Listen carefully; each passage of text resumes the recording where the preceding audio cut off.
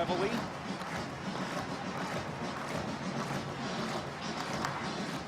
Always so well groomed. The flowing locks of Reveille, huh? The Fightin' Texas Aggie Band. And the Cora Cadets, 2,700 strong. Ready to cheer on Texas A&M. Their 4th home game of the season already.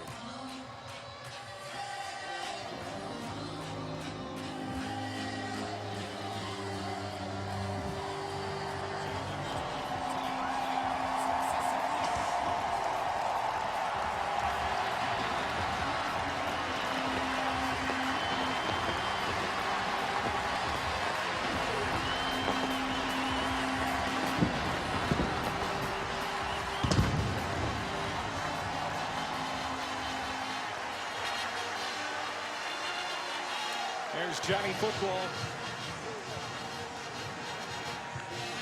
And his head coach, Kevin Sumlin.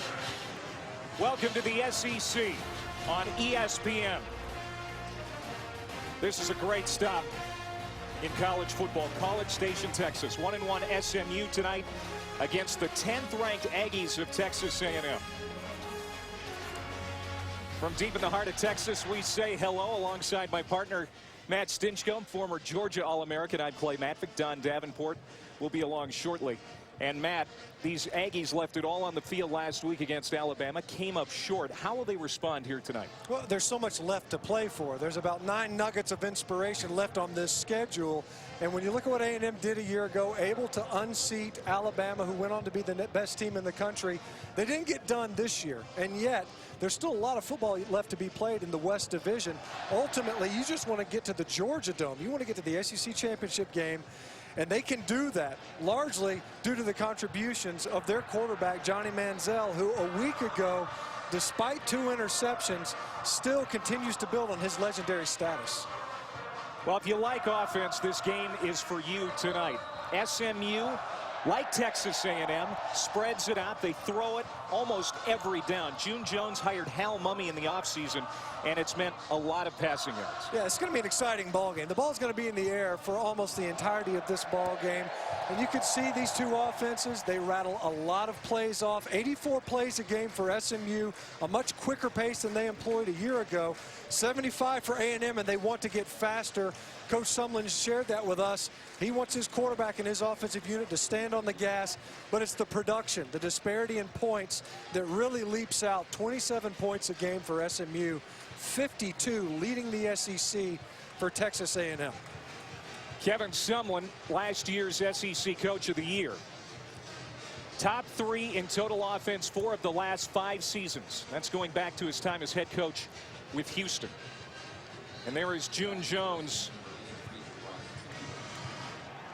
June helped bring SMU back from the abyss after a 25-year drought, which included the death penalty years. He's led the Mustangs to 4 straight bowl games.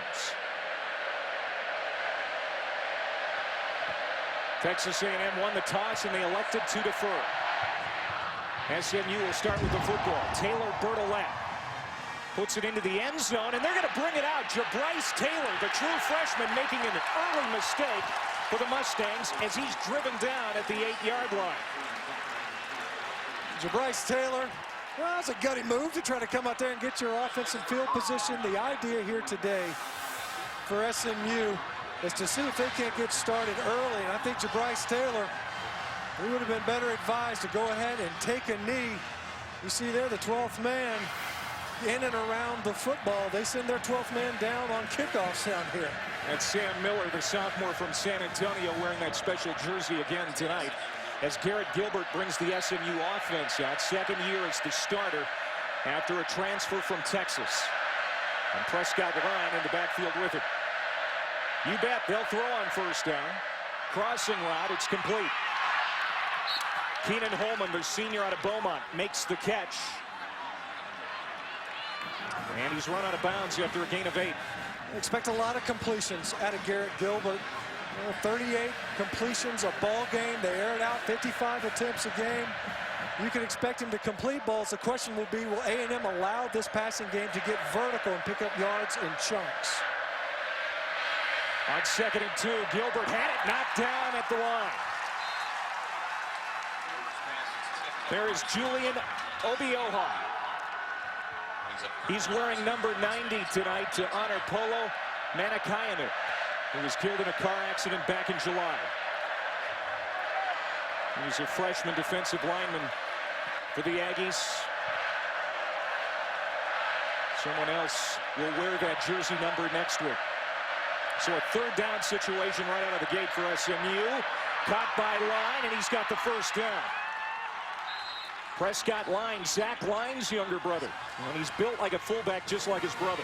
Yeah, a lot of catches out of the backfield. You know, effectively, this acts like a sweep play for SMU. Able to get their running back out wide, almost like a long handoff on the completion.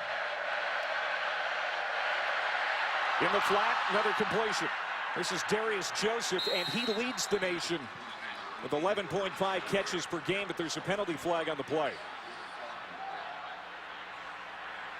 There's a gain of 8. We'll see if it stands up. John McNaid. Number 18 of the offense. 10-yard penalty. 1st down. He's our referee tonight, and it does go against SMU. You see coming into your screen there. Yeah, you know, it's almost like a tackle. Steven Nelson just trying to spring Joseph to pick up the yardage needed. We'll see some horizontal passes. You know, the marriage of these two offenses. And it'll be interesting to watch. Will A&M be patient enough to allow SMU to complete passes in front of them? Line makes the catch. He is tough to bring down. A parade All-American, former Michigan Mr. Football. That's a gain of 6. For SMU on their opening series out to the 25-yard line. Tony Hurd Jr. is the captain of the defense. They're going to challenge him as well. He's going to be a guy with 4 wide receivers on the field at all times. A&M will be in their nickel and dime packages the whole game. 2nd and 14. Coming back to the football. Caught. Jabryce Taylor quickly wrapped up and driven down at the 30, well short of the 1st down. So it's 3rd and long coming up as we take a look at our Lee Jeans impact plays. Well, we hit on Garrett Gilbert, the trigger man of a pass-happy offense at SMU. Darius Joseph on the receiving end of most of those passes.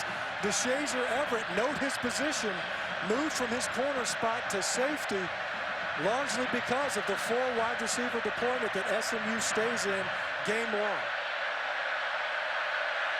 Gilbert, penalty flags down again. Holman the catch, 1st down and more, out close to midfield. But again, a penalty marker down. That was a big problem for SMU last week. They had 11 penalties in the game against Montana State. Illegal formation. Tackle number 75 is off the line of scrimmage. 5-yard penalty. 3rd down. And this one, too, comes back. I'll tell you what, that's an incredibly frustrating penalty. And you'll see June Jones over there lobbying. That's a call you don't see made very often. When you're pass protecting often, you get the offensive tackles, they want to cheat back a little bit. This is a loud environment here at Kyle Field. You want to make sure that you're not forfeiting that 1st step to the defensive end. At that time, Chris Weeks off the line of scrimmage too much. Nobody has sat down yet here in Kyle Field. 3rd and 13. Gilbert, crossing route, complete. Arias Holloman dropped. 4th down, and the Mustangs will have to punt. Nate Askew making the tackle. A&M, they talked about it on defense. They have to be better on 3rd down. They have to get off the football field. This time aided by penalties, but regardless, able to get the stop, and now an opportunity for an at-bat of their offense. Mike Loftus, a lot of pressure, got the kick away. And it bounces out of bounds. Going to be good field position for Johnny Manziel and the Texas A&M offense. Now Manziel, after last week, for most, he's the Heisman front runner again. 464 yards and 5 touchdowns passing and 562 total. You can see what he's done this season already. 380 yards of offense from the quarterback position. Heisman Trophy winner a year ago. Worked on his game during the offseason and is actually upping his production as a passer this year. Looking to throw. Caught out of the backfield. Savion Holmes gets a blocker downfield and close to the 20-yard line. The South Lake Carroll product, Savion Holmes, a pickup of 32, a big play right out of the gate. Yeah, and you can think about the aggressive nature of this offense and the trigger that they have at quarterback who can buy time and deliver the football downfield. Now Molina straight ahead. That's Ben Molina, the senior captain. Does so much for this team as a leader. Plows straight ahead inside the 15-yard line. The big difference between these two teams, both of them like to spread it out, but it's the offensive front, I think, for A&M that is the biggest point of distinction, a powerful unit up front for the Aggies. Second down and 4, Manziel. All day to throw. He'll take off. Nifty move inside the 5, out at the 2. Just when you thought he was ready to surrender himself, he gets 3 or 4 more yards. You see Manziel with his eyes downfield. He's got all day. There's no pressure, excellent protection. But because of the opportunity, you see him there juke Kenneth Acker. That's an all-conference quarterback for SMU. Stays in bounds and picks up additional yardage. Molina, the tailback, first and goal for the Aggies. Somebody jumped. Illegal snap, number 56 of the offense. 5-yard penalty, first down. That's the center, Mike Matthews, one of the great Matthews brothers on that O-line for A&M. The importance of the center position and what A&M does offensively, because of the pace at which they play, however fast he can get over the football is what dictates how quickly they can run a play. That time, a little bit early with the snap. I'll keep it on the ground. Trey Carson inside the 5-yard line. Back down to the 2. Carson, first year playing with the Aggies after transferring from Oregon. You get in the red zone, oftentimes with the spread offenses, this is where they have difficulty. You can't spread a field that's condensed. Right now, A&M is playing on a 13-yard deep field with the end zone included. There's not that much space, but because they can run the football, it's an advantage that their offensive line affords it. See what Manziel does here, second and goal. Molina, touchdown. And he walked right in.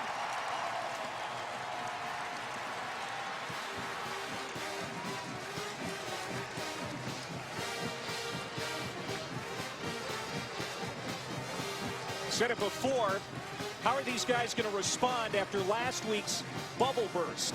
That's a pretty good response. That was pretty authoritative, right? Defense comes out, does its job, gets a stop on third down, and when offense gets its opportunity, goes right down the football field. We saw flashes of what we'll see all season, what we've seen all previous year in 2012. Scrambling ability by Manziel and delivering the football on the run.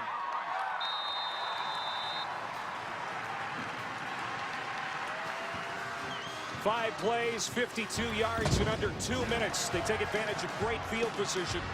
32 yards passing on the drive, 17 on the ground. Manziel and company out to a great start here in College Station.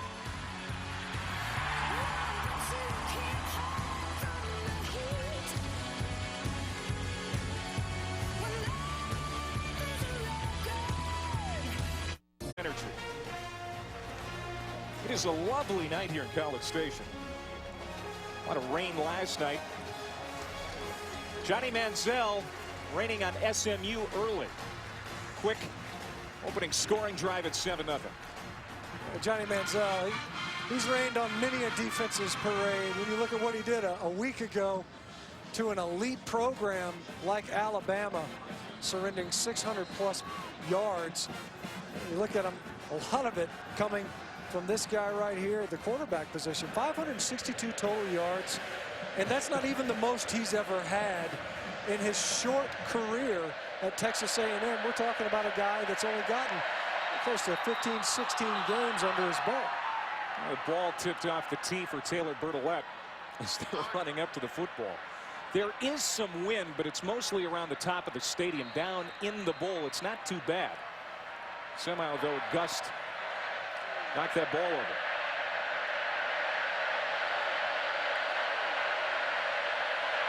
These old Southwest Conference rivals meeting For the fourth time since the conference disbanded. Bertolette will kick it into the end zone again, and this time Taylor makes the right decision. Smart play there. I'm willing to bet he got a talking to after the first offensive series. Give us a little room to work with to start off our offensive possession. But already, you know, A&M getting what they wanted defensively, getting SMU off the football field. Now they have to amend. All right, Stinch, this defense for Texas A&M needs some work. Mark Snyder, the defensive coordinator, will be the first to tell you that. Moving some pieces around this week. Darian Claiborne, the starting middle linebacker this week, even though he's a true freshman, they're trying to find the right pieces in this puzzle. It's a perfect offense to start with. Very simple. A lot of simple formations for SMU. They're either 2-by-2 or 3-by-1 with the receivers. Number 75 offense. 5-yard penalty. First down. SMU had 2 penalties against them on their first series, now 1 already before the first snap of the second series. Well, you know, this is the cautionary tale. This is something that everybody should pay attention to. This is what a 12th man means. It's the crowd involvement. Already Chris Weeks trying to cheat back in his stance, previously in a legal formation, and now a false start. First running play of the night for SMU. It's Casey Lemche, and he's turned upside down. It's going to be a gain of just 1. Tony Hurd Jr., he's going to be busy tonight in that nickel position. He's the captain of the defense. See the excellent job in run support. The Shazer Everett there. Tony Hurd Jr., as you mentioned, the wily veteran, might not be the fastest secondary player, but he's always around the football. Or end around. Big hole for Jabryce Taylor.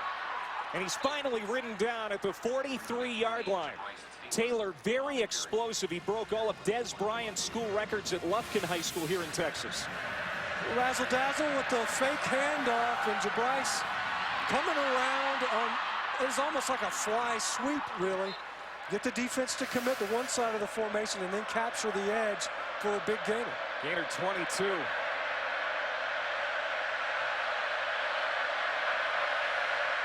Now thrown again on first down. Incomplete. Keenan Holman couldn't bring it in. The offense the last couple of seasons for SMU under June Jones, entertaining. They're always up around 30 points per game. Oh, this year you see it down just a hair, and that's largely due to their difficulties in the red zone, turnovers. Missed field goals already hampered them there. Yet another penalty. False start. Number 15 of the offense. 5-yard penalty. Second down. June Jones shaking his head. Against Montana State, the penalties piled up. And against that FCS opponent, it almost got them beat. They won by a point over a team 2 weeks ago that they should have handled easily. You know, it took an 80-plus yard drive. Garrett Gilbert leading them down the field to come back and win. Well, already here tonight, you can see the crowd noise having an impact. Second and 15, good protection. Now Gilbert pressured, flushed, still looking downfield. Now he's going to step up and run. Can't step out of the tackle at the 41-yard line, brought down by Nate Askew. What this offense does oftentimes is they ask a running back to match up with an edge player. You see Nate Askew, he's picked up by Fine. It's almost Johnny Manziel time for Garrett Gilbert. He's pretty mobile, not nearly as elusive as Manziel, but trying to keep the play alive and able to get positive yardage on the scramble. Gilbert leads SMU in rushing. Now he's facing a 3rd and 12. This is where A&M has to step up. Getting off the field on 3rd down, and they're going to do it. Is that caught? They're going to say yes. That's a completion. No. Nope, this is going to be an incomplete pass. That was Tremaine Jacobs taking it to the end zone, but it's ruled incomplete. There's a guy that we met with yesterday, Tony Hurd Jr. He's there to make the play we mentioned. The ruling on the field is incomplete pass. 4th down. He's always around the football, and he was in this instance as well. Watch him close. Looks like he got his helmet right on the football. The ball comes shooting out of Marcus Holyfield. Tremaine Jacobs there to pick it up. It ends up being an incomplete pass. See Tony Hurd, though. We were visiting with Mark Snyder, defensive coordinator, yesterday. They knew that he might get stretched a little bit, but he's already made some good plays defensively here tonight. Ben Molina is going to let the punt bounce at the 20. Takes an SMU roll, and it's dead at the 15-yard line. The most exciting player in college football, the reigning Heisman Trophy winner, set to go back to work on offense. Texas A&M leading at 7-0 over SMU here in the first. ESPNU College Football Primetime is presented by the makers of 5-Hour Energy. Take it after lunch, be clear and alert for hours. And in part by Geico. 15 minutes could save you 15% or more on car insurance. Just a great scene here in College Station before kickoff. The pageantry of college football. They do it as good as anybody. You're exactly right. I'll tell you what, I don't even know how they keep up with the traditions that they have. There's so many of them. There's something constantly going on. Manziel gives it to Molina on first down. This time they're ready for it. As Kevin Pope, the middle linebacker, leads the charge. That's going to be a loss on the play. Johnny Manziel last week, 562 yards of total offense, second in SEC history, only to his 576 against Louisiana Tech last year. Manziel taken off here. Gets it back to the 25-yard line. Zach Wood, the defensive end, makes the tackle. And there's a man down. Last two seasons against Alabama, he has been so impressive. It's almost as if he steps up even more. You look at everybody else versus an Alabama defense that really, I think, could be reasonably said to be the measuring stick by which offenses can standardize their performance. You look at Johnny Manziel, though, you know, the yards per attempt, the touchdowns to interceptions, it outstrips everybody else. And then the yards per rush, you know, he was just 2 yards shy of having thrown for 400 yards and rushed for over 100 yards. The only other guy in the SEC history to have ever done that was Archie Manning, and he was going to do it versus Alabama. And a player down for SMU. We'll check out him when we come back.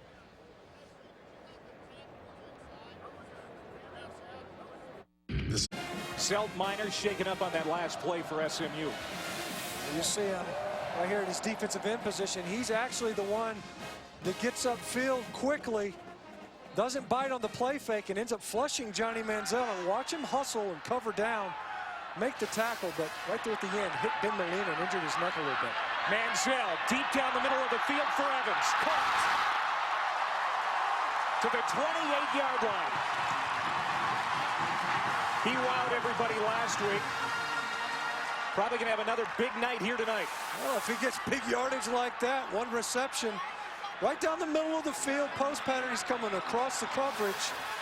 And Mike Evans, a huge target, literally and figuratively, at 6'5". A gain of 47. Second series for Texas A&M. Manziel. Now he's going to run. Still on his feet, first down. And so are penalty flags.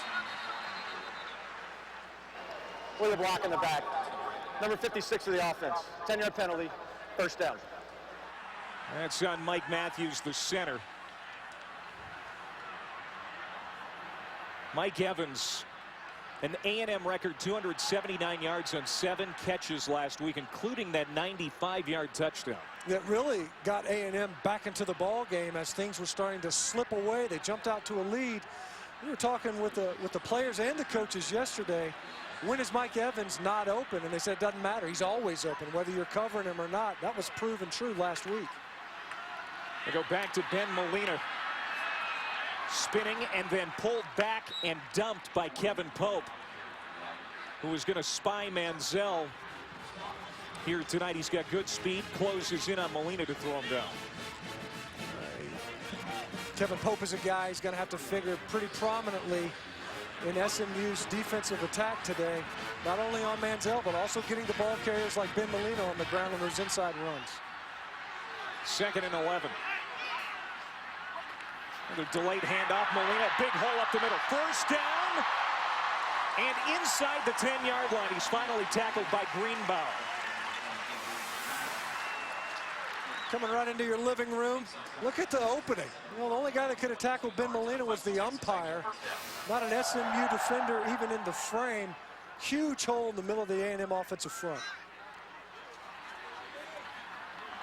On 1st and goal, Manziel gonna run again. Walks in, touchdown. They are going through this SMU defense like butter.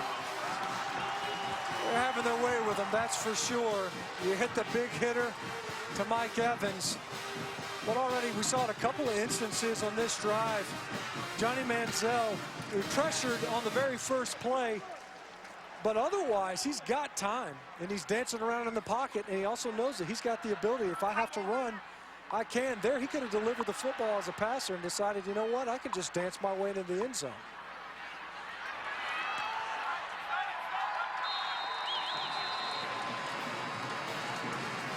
Second rushing touchdown of the year for Johnny Football. It's a 7-play, 80-yard drive, and it's 14-0 Aggies.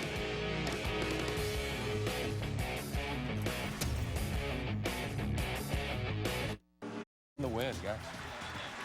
All right, Matt, bad news for the Florida Gators. Meanwhile, it's 14-0 here. Johnny Football with his 60th career touchdown. So what does this mean now for the Gators now that Tyler Murphy goes from backup to the guy at Florida? Well, so much was made in the offseason about the skill sets of Jeff Driscoll, his evolution as a passer. You know, other than poor decision-making in the red zone, and it sounds as if I'm diminishing the impact of that, he had a pretty good outing versus Miami. Seemed to have figured things out in the passing game, and that's no longer an issue. Onside. Did Texas A&M recover? Yes, they did. They catch SMU napping. Taylor Bertolette recovered his own kick. That's aggressive, huh? I don't know that A&M needed to steal a possession, but you know what? You look at the ball game, Kevin Sumlin and his coaching staff, if there's an opportunity, they're going to take it. What a well-executed onside kick. You can't kick those grenade kicks where they bounce it high anymore. If you're going to recover an onside kick, you almost need a kicker who's capable of dribbling it up there and then to recover it on his own. You got an athletic kicker in Bertolette.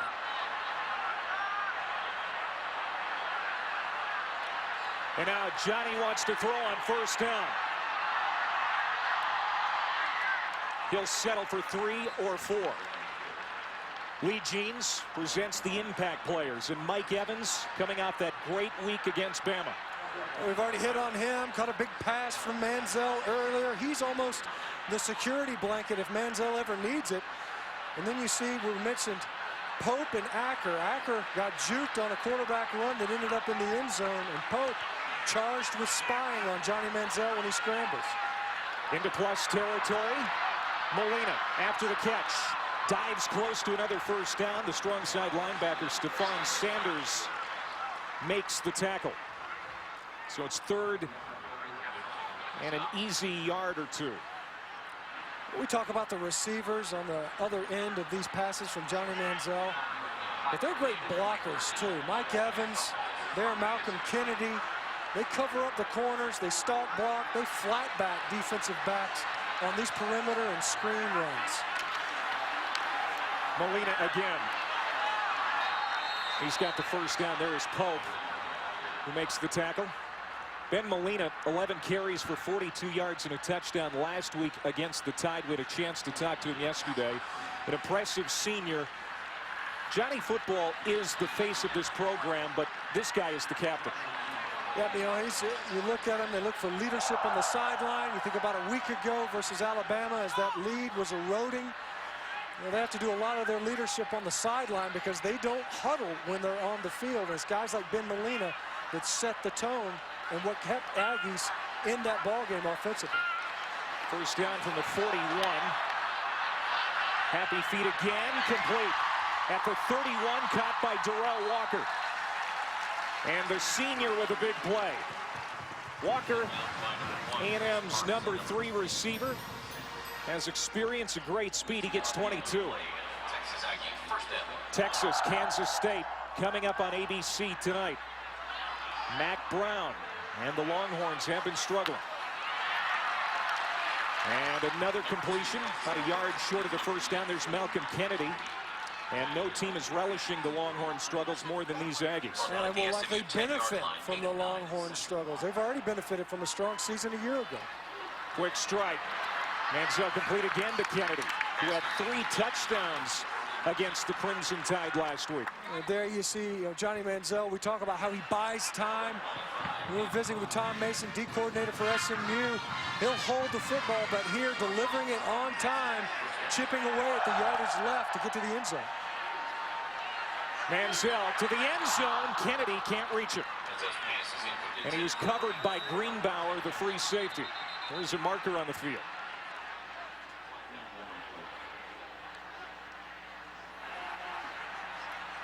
After the play was over, personal foul, unnecessary roughness, number 74 of the offense. 15-yard penalty, second down. That's on the right guard, Jermaine Ifedi, the only rookie on that Texas A&M front. And that's the first incompletion for Manziel tonight. Jermaine Ifedi, young guy, a guy that they think is going to really come on what's been a very strong tradition of excellent offensive linemen.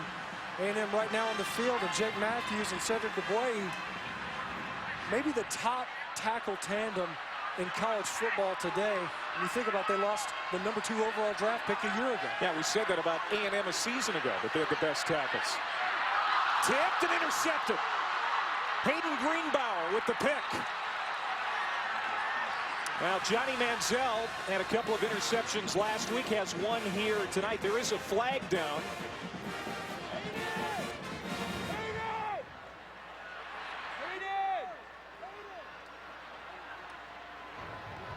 Personal foul, unnecessary roughness, number 7 of the intercepting team. Penalties half the distance to the goal line, first down. So it's SMU with the football, even though the penalty goes against the Mustangs. Well, this time A&M actually makes the tackle, but a tipped ball. You see him trying to get it to Darrell Walker again, deflects off his hands. Greenbauer right there to make the play. Mike Evans able to track him down and make the tackle. But you'll see right here, they're not going to let you go after the quarterback. I'll tell you what, the quarterback, once he delivers the football, he's considered a defenseless player. They threw the flag, unnecessary roughness. That was against Eli Nabushosi, the redshirt freshman.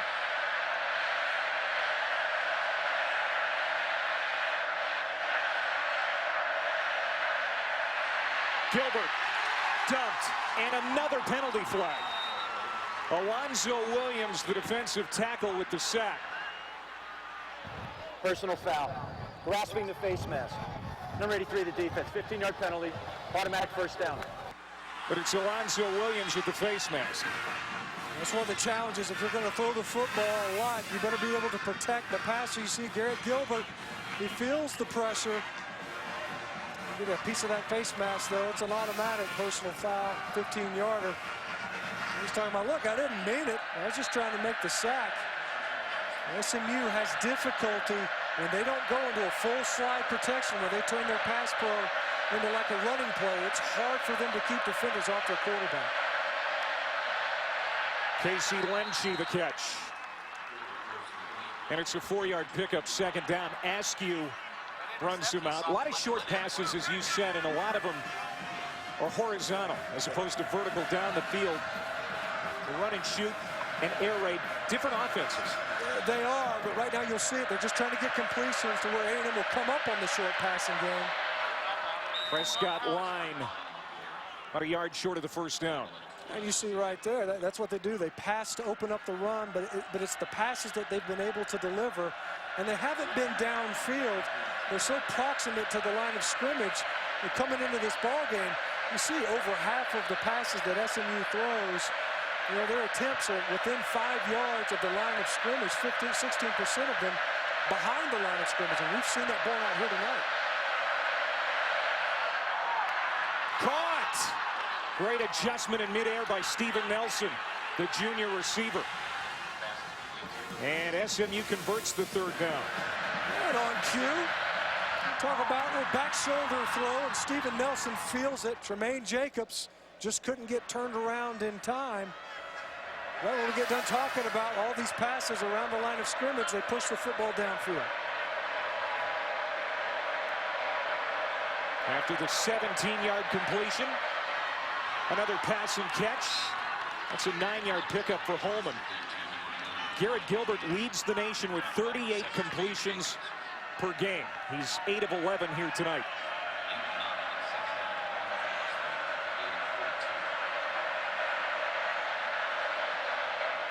Another short pass, Darius Joseph to the 36-yard line. Joseph had the game-winning touchdown catch with 12 seconds left to beat Montana State 2 weeks ago. They move the chains.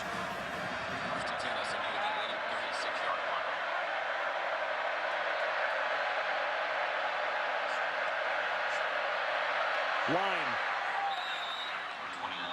As SMU going deeper into Texas A&M territory. They're in plus territory for the first time tonight as we go under a minute to play here in the first quarter. The big completion to Steven Nelson kind of unlocking some of this. You see the run game being opportunistic now. Prescott line battles his way to the 25-yard line for another SMU first down. It's a gain of 8. We talk about with Mark Snyder yesterday, you know, this is kind of a one-dimensional offense in SMU, and at the same time, when they start completing passes, it does open up the opportunity to run the football, forcing you to defend 2 phases. Gilbert looking, throws, and it's over the head of Keenan Holman. That stops the clock with 26 seconds to go here in the first quarter. BCS Countdown presented by Discover Card. 6 o'clock Eastern, Monday on ESPNU, also live on Watch ESPN. Number 4, Ohio State. Number 7, Louisville, winning easily today. Big news, though, Jeff Driscoll, the starting quarterback for Florida, out for the year. Gilbert knocked down at the 20-yard line. Good play. It was intended for Jeremy Johnson, but Howard Matthews got a hand on it.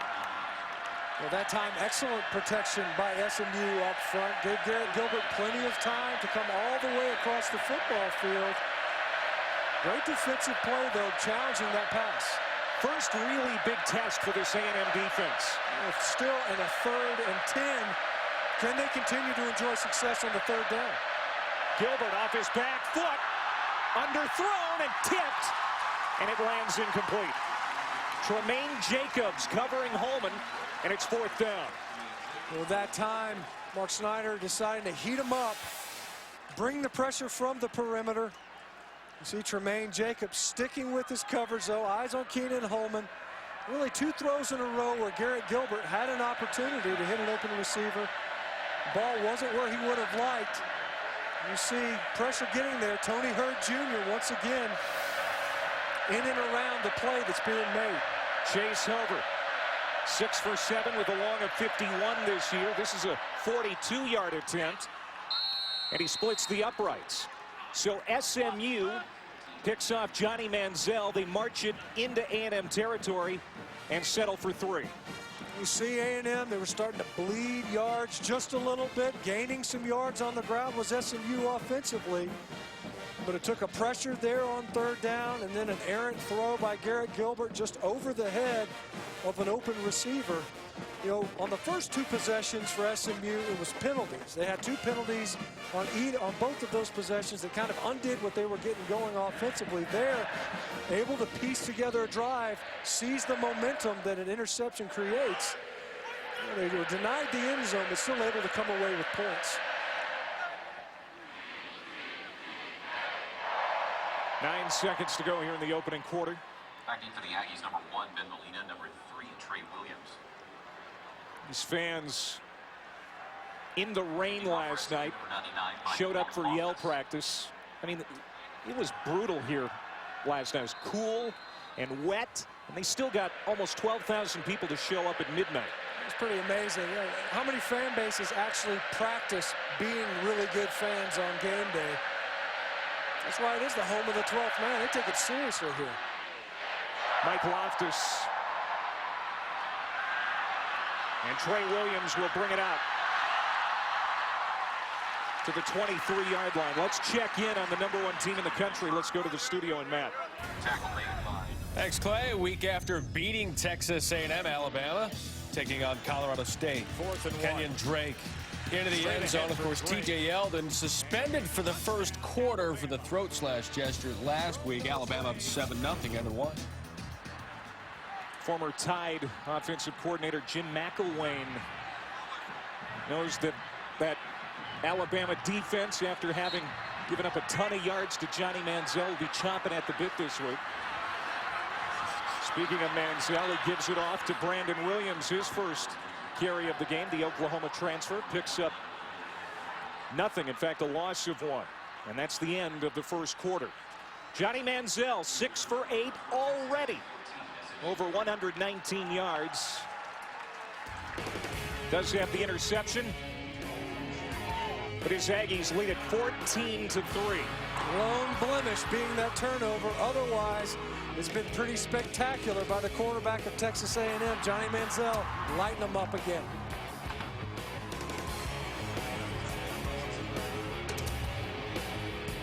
The story behind story. Tuesday. From College Station, you're watching the SEC on ESPN. Johnny Manziel and Texas A&M looking for their 4th straight 40-point game. And they lead it 14-3. Here are statistics through 1 quarter. SMU undid by penalties, but again, already a turnover, something that someone wanted to eliminate. Went for Evans again. It's tipped and it's incomplete. You made this point earlier that Evans rarely lines up on the left side. He's usually on the right side of the formation. From what I've seen this year, it's exclusive. Mike Evans stays on the right side. You see Manziel to Evans, it's a pretty strong connection. The completion percentage, 17 of 23. And every time he touches the football, 27 yards down the field. And 2 for 2 on 3rd down so far. Manziel on 3rd and 11. Cocks and fires. Coming back, it's caught. That's Malcolm Kennedy. I'm going to say he was, no, he was out. He was out of bounds. And it's 4th down. Kennedy had his foot on the line, said the line judge. You see Kennedy, you can't believe it. But you see as that right foot comes down, yeah, the toe right there on the white. That's a great shot. As he's completing that football, that's what would have established possession. As that right foot came down. And now SMU back-to-back stops. Previously due to the interception by Hayden Greenbauer. And now Malcolm Kennedy, a completed pass, but by inches, denied a conversion on 3rd down. Now Drew Kaiser. First time out of the half, Texas A&M. And the punting unit ready to go, but Texas A&M calls a timeout here. Just underway in the 2nd quarter, Kevin Sumlin and the Aggies leading 14-3. A normal incandescent bulb uses about $7 worth of energy per year. This Cree LED bulb uses about $1. If you argue with math, you will lose. The Cree LED bulb. Once upon a time, an insurance clerk stumbled upon a cottage. No one was at home. But on the kitchen table sat 3 insurance policies. The first had lots of coverage. The second, only a little. But the third was just right. Hi. Yeah, we love visitors. That's why we moved to a secluded house in the middle of the wilderness. just the right coverage at just the right price. Coverage Checker from Progressive. Don't settle for a slow computer. Just go to mycleanpc.com to get your free computer diagnosis. Then, activate the mycleanpc.com software to speed up your computer. Get your free computer diagnosis at mycleanpc.com. Why should you try Instaflex for effective joint relief? Just ask former Pro Star quarterback Doug Flutie. Instaflex works for me, and it can work for you, too. Instaflex is available now at GNC, Walgreens, and these fine retailers. ESPN On Demand has fresh content all September. ESPN Films takes you inside one of the most famous families in America with the debut of The Book of Manning. The best analysts in the game have you covered from the opening kick to triple zeros as college football makes its return. And Hispanic Heritage Month honors top athletes like Roberto Clemente, Fernando Valenzuela, and Julio Cesar Chavez. It's all this September on ESPN On Demand. 14-3, Texas A&M. After the timeout,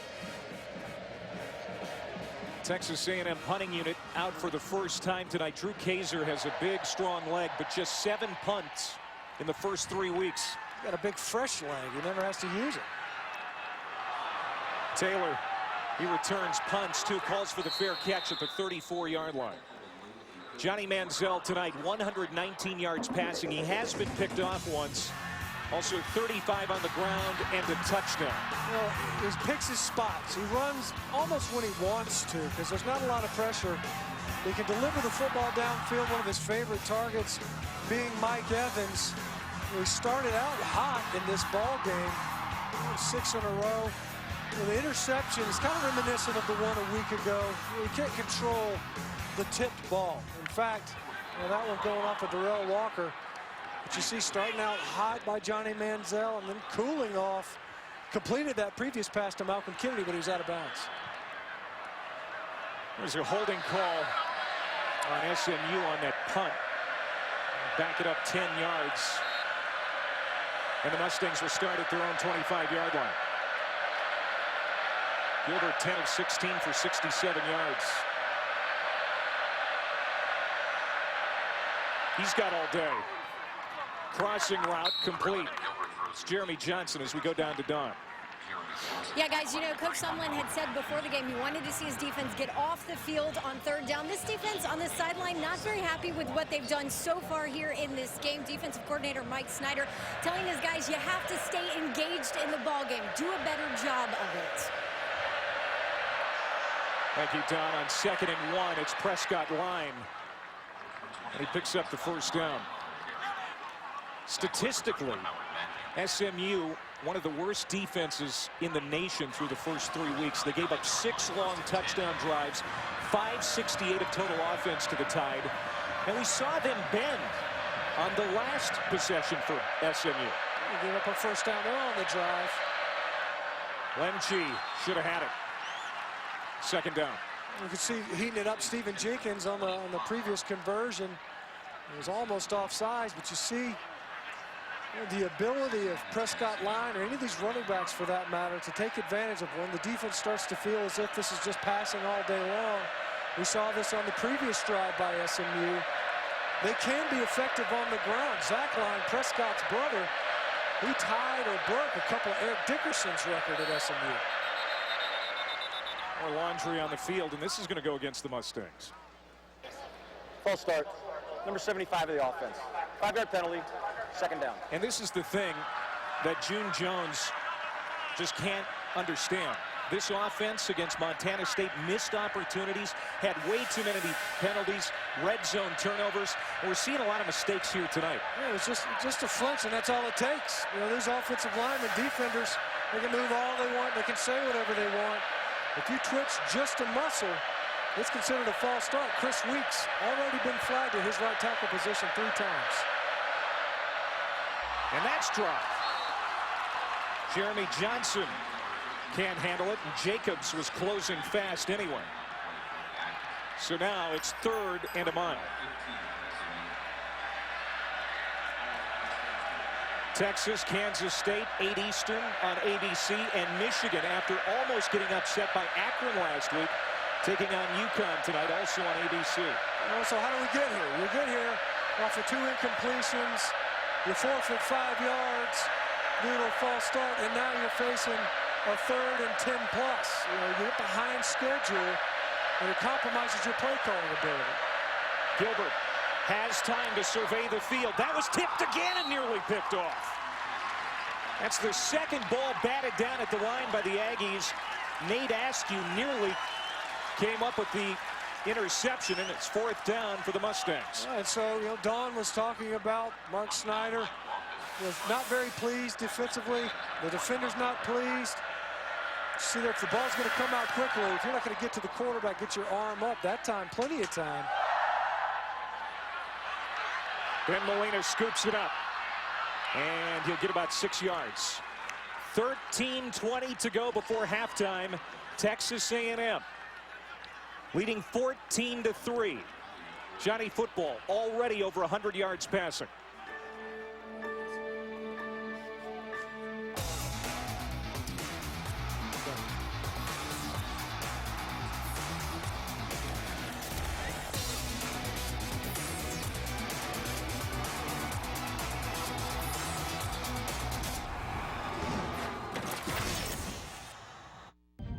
Play. All right, thanks, Matt. College football primetime presented by 5 Hour Energy from College Station. Now the last 2 possessions, an interception and a punt for Texas A&M. After scoring on their first 2 drives, here's Molina for a gain of 7. Let's go down to Dawn. Guys, one thing I've noticed about Johnny Manziel, anytime something goes wrong on the field, he'll immediately come over after the possession, talk to his wide receivers. Did it with Walker when he couldn't haul one in, and did it with Kennedy. All right, thank you. Inside handoff. That's going to be close to a 1st down for A&M. Kevin Sumlin talked about the leadership of Johnny Manziel, especially after that loss. And we heard him actually talk post-game last week. He hasn't spoken a lot this year. He wanted to brag about his guys after that Alabama game.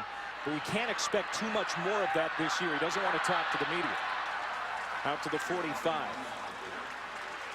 And that's a gain of 8. What do you think about Manziel essentially putting a moratorium on himself? I don't care. I mean, look, what matters is what he does on the field, not what he says before or after a ball game, right? Manziel gives it to Molina. And it's going to be close to moving the chains again. Yes, they will. Four straight runs on the ground. When we talk about, there's so much interest on Johnny Manziel. When we think about it, a year ago, we didn't hear anything out of the guy. Nope. For 12 weeks, you heard nothing from Johnny Manziel. He played pretty good ball. And another run. This time it's Trey Williams, and he gashes that Mustangs defense to the 36-yard line of SMU. Right behind Mike Matthews, the center. It's a 17-yard pickup. Wasting no time. They get it in the hands of Nehemiah Hicks, the tight end. He'll pick up 3 more, 2nd down.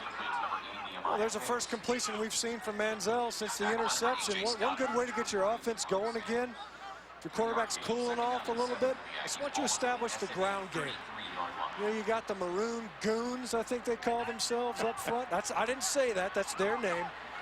Why not take advantage of that? It's a clear discrepancy between these 2 squads. A&M's got a distinct advantage in their offensive trenches. When they're that good, they can call themselves whatever they want. Probably should have been caught. They may call pass interference here on Scott, the strong safety. It was intended for Malcolm Kennedy.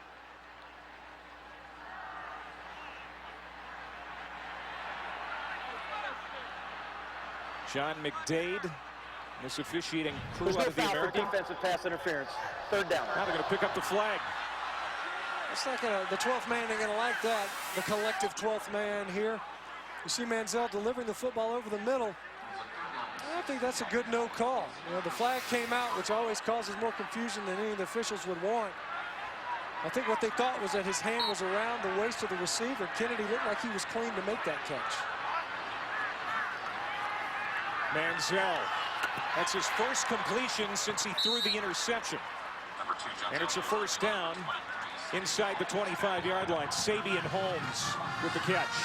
Nice clean pocket to work with. Once again, Johnny Manziel, only 3 rushers, so it should be. But look at all that space that he has to work with. Not only do you have a mobile passer who could deal with the pocket collapsing, but that doesn't happen very often with this front. Fakes the throw, steps up, designed run, slides into second base, close to another 1st down. I don't doubt that he could play baseball too.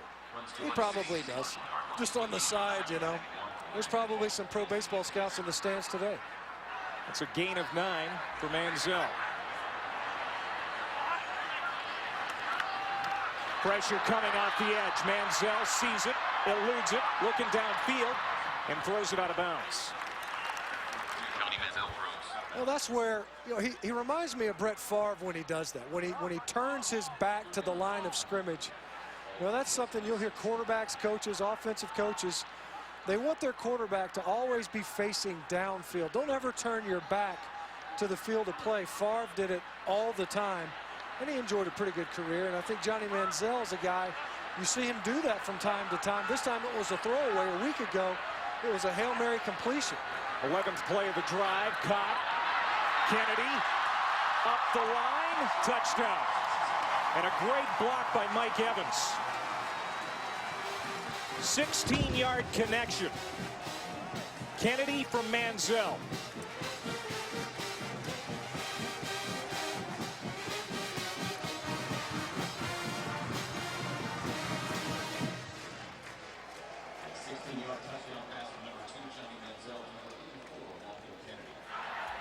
First touchdown pass of the night for Johnny.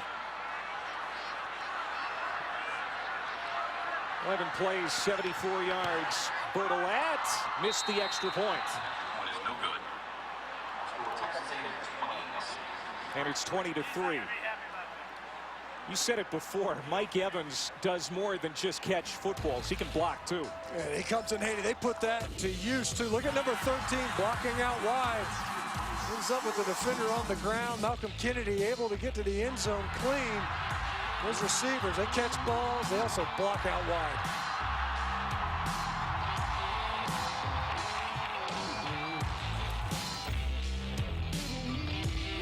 College Football Daily, weekdays at 1 on ESPNU. ESPNU College Football Primetime is brought to you by GMC. Introducing the all-new 2014 GMC Sierra. Incredible thinking in the form of a truck. And Buffalo Wild Wings, the official hangout for NCAA football.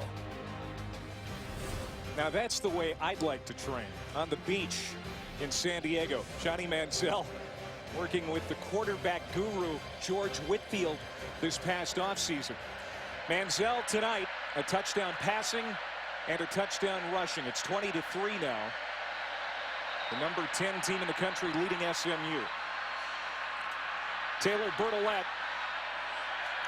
was recovered an onside kick already here tonight. Has it on the tee again. There's Jabryce Taylor, the true freshman return man, back deep for SMU. Now they're going to get somebody out to hold it. There's just enough wind swirling down on the field. The ball's already been knocked off a couple of times. Well, here at Kyle Field, it's open on one end. It's pretty much enclosed on the other. Somehow allows that wind to get down there on the field. It's wreaked havoc on a couple of kickoffs. They're renovating the stadium. That'll be closed in by the 2015 season. From the 4-yard line, it's Taylor looking for room on the outside, and he is hammered down at the 22-yard line. He worked with George Whitfield, the quarterback's guru, this past offseason and the season before, but you'd never know it. A lot of the criticism of Manziel this past offseason that he was too busy going to concerts and frat parties, but he was getting some work done. I mean, to me, it became ridiculous at the end of this offseason, where it's as if, you know, if the kid showed up for class and he forgot to brush his teeth, it's national news, and they forget the fact that he did work on his craft, and we've seen it borne out on the field of play. Well, other than the NCAA issues, there's nothing else to talk about. Gilbert has a man open, but Jeremy Johnson can't haul it in. He was falling down. There's some pretty good chemistry between Gilbert and Johnson. They can't bring it home here at 2nd and 10. Yeah, but going back to Manziel and the lightning rod that he became after an unbelievable freshman campaign, culminating in a Heisman Trophy, and then everything became scrutinized. Are we surprised that he got thrown out of a fraternity party at the University of Texas? I, for one, am not, and don't think it's that big of a deal. But working on your craft on the beach in San Diego or wherever, that accumulates to performance on the field. We've seen it, I think, in the first 3 or 4 games this year. Out of the 2-back set, Prescott line takes it ahead. Nate Askew makes the tackle. It's a short gain of a couple yards. And so now a 3rd and fairly long here. You know, SMU is going to have to change up their snap count. You see it here. Stephen Jenkins, he's timed it up just right a couple of times already. Because it's loud, it's difficult to operate. You're in the shotgun a lot. If you don't change up the timing of that snap, the defensive front 7 can start timing up their rush, and they'll be into the line of scrimmage. 3rd and 7, pressure off the backside by Askew. Gilbert gets away once, spins out of another tackle, but Askew cleans him up at the 21-yard line. It's a loss of 4. And this defense gets off the field on 3rd down for the 5th time tonight. Mark Snyder has to be pleased. Well, they only got 6 third downs a week ago. I misspoke a down ago. It's Askew on both instances, doing a good job of timing up his pressure and getting in the backfield. 4th punt for SMU, backing off and hauling it in at the 20. Harris to midfield. Actually, Molina. No, that is Harris. Duplicate numbers. Molina wears number 1 as well.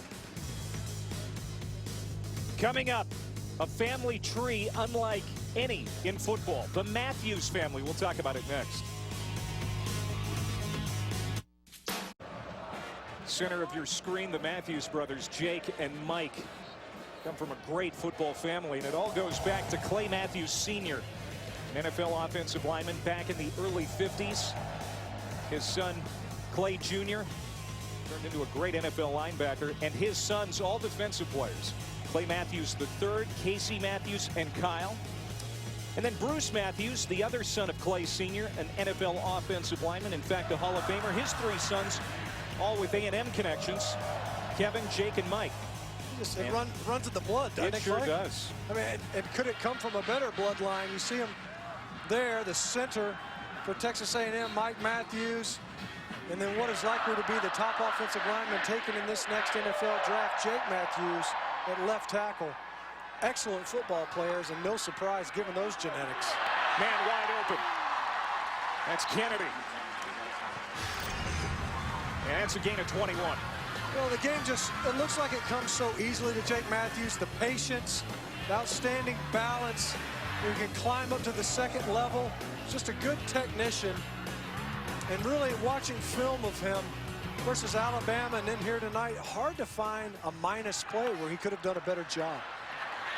Trey Carson stumbling, stays on his feet. There's a flag down, but what an impressive run by Trey Carson, the sophomore. Number 56 offense, 10-yard penalty, 1st down. But his 16-yard gain will be wiped out. That's on Mike. We talk about Mike Matthews. He's got a couple of penalties tonight with a snap infraction, starting at the center position right there in the middle of the offensive line. And when the defensive lineman starts to disengage, it looks like a hold. With the offensive line coaches, B.J. Anderson, here at Texas A&M, we want you to continue to run your feet. That time ends up with a holding penalty. So 1st and 20, Manziel trying to get a chunk of it back, and does. Kennedy hops out of bounds a yard short of the 1st down. Kennedy now, a 20-yard pickup there. He's got 5 catches for 70 yards. Once again, just it's all day to work, and you have to decide, what are you going to do? You want to try to blitz Johnny Manziel? If you rush 3, it's hard to get around guys as talented as Jake Matthews. And let's not forget Cedric Ogbuehi on the other side of the right tackle position. They think Ogbuehi will move to left tackle next year after Matthews goes. Manziel dives to the 10. It's going to bring up 2nd down and manageable. Of course, Jake and Mike playing together for the first time in their careers. And you played with your brother. Yeah, he was there. We never got on the field at the same time. He got redshirted my senior year when I was playing left tackle. Ended up going to have a pretty good career of his own, but you can see the bloodline just keeps refilling here at A&M. Incomplete. Penalty flag that was intended for Walker. Parks may have interfered. You know, Clay, on that previous play, that's an element of this offense. With the design QB run. Pass interference. Number 1 of the defense. Penalty result and an automatic first down. That they didn't have in this offense really at Houston. You see here with Jake Matthews, just locking guys down at the line of scrimmage. Nobody in his face. That ball just sails on Manziel. Regardless, draws the interference penalty. Your brother John has bragging rights over you too. He's got a Super Bowl ring. This play is whistled dead, and that might be against Ifedi. False start. Number 74 of the offense. 5-yard penalty.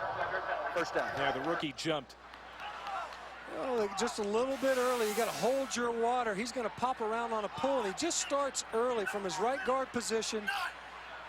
You could see him starting to lean back in his stance. I played a little guard as well. Whenever you know you have to pull, you get down there towards the red zone, things happen quicker. You want to make sure you get around and lead your running back up into the line of scrimmage. That time to Ifedi just a little early. Manziel keeps. There's his second touchdown run of the night.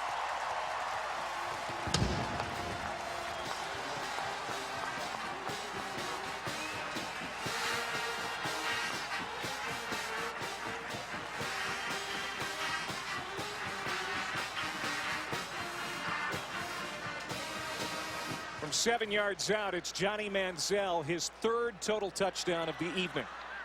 You get them to the perimeter clean, another design QB run. You know, even if you're not blocking for Johnny Manziel on a run, he can make things happen. You can only imagine when it's intentional. He missed again. Second extra point miss by Taylor Bertolette. Well, maybe we shouldn't have bragged on him so much on that onside kick. Did a great job with the onside kick, having difficulties with point after. Manziel accounted for all 49 yards on that touchdown drive, and Ifedi throwing a nice block to get Manziel home.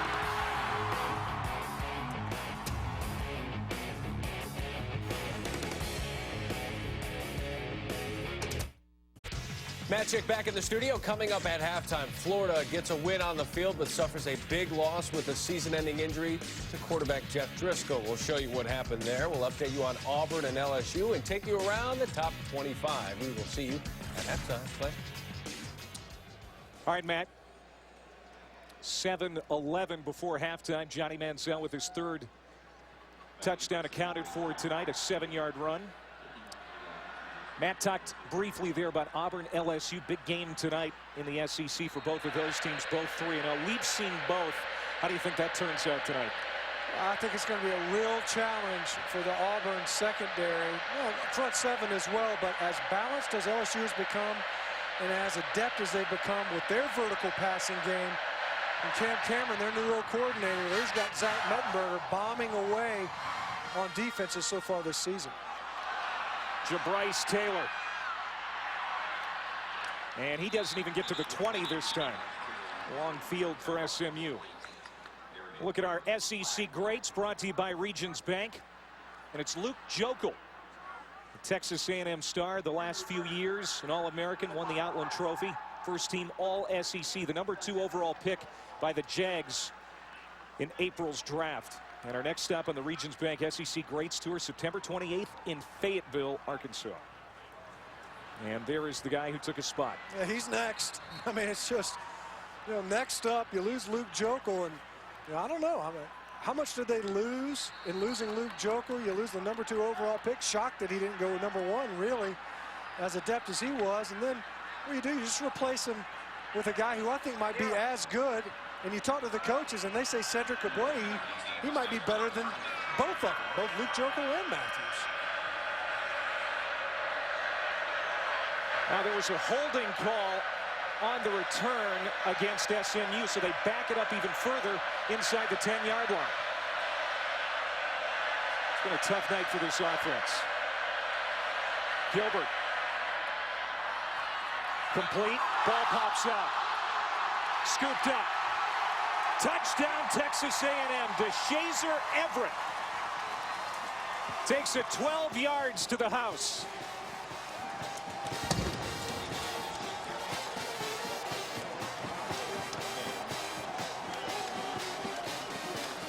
Jeremiah Gaines, the true freshman with a rookie mistake. Had it and lost it. Bad night, a tough night. Gets a lot tougher. You know, really it was a bang-bang play. You know, who forces it? It was Tony Hurd Jr. again.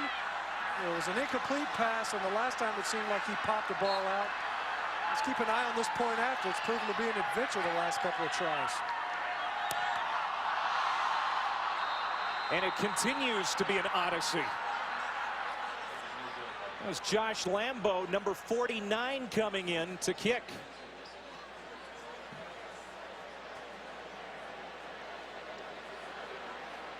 And he doesn't prove any more effective. Now the snap comes out of Jake Matthews, and the hold by Kaiser, the punter, is fumble. Well, the snap was fine. Might have been a little bit high. Kaiser just doesn't get the ball down. We were taking a look at the previous two misses. It didn't look like the hold was the issue. That time, though, it was just a bad hold. That Tony Hurd, you know, Tony did that earlier. You know, we've got his head right on the football, and it popped out there. Jeremiah Gaines, he sees it, he bobbles it initially. He's running before he catches it. You see DeShazer Everett coming up from his safety position. You know, it's interesting. You talk about these heady football players. A lot of times in recruiting, you talk about skill sets, and 40 times. Mark Snyder said on Tony Hurd, you know, this guy gives up a little bit in the physical areas, but he's a heady football player. He's a veteran, and already tonight he's made plays for an A&M defense that needs playmakers to step up. Bertolette with the kickoff. Taylor from the goal line. Hit hard at the 15. Not going to get any more. Good coverage by Texas A&M. Coverage of college football continuing later tonight on ESPNU. The Wyoming Cowboys taking on the Air Force Falcons. College football primetime. Wyoming, Air Force, 10:15, ESPNU, also live on Watch ESPN. Dave Christensen, Troy Calhoun, the two coaches for Wyoming and Air Force respectively. Heated exchange after that game last year. We'll see what happens here tonight on ESPNU.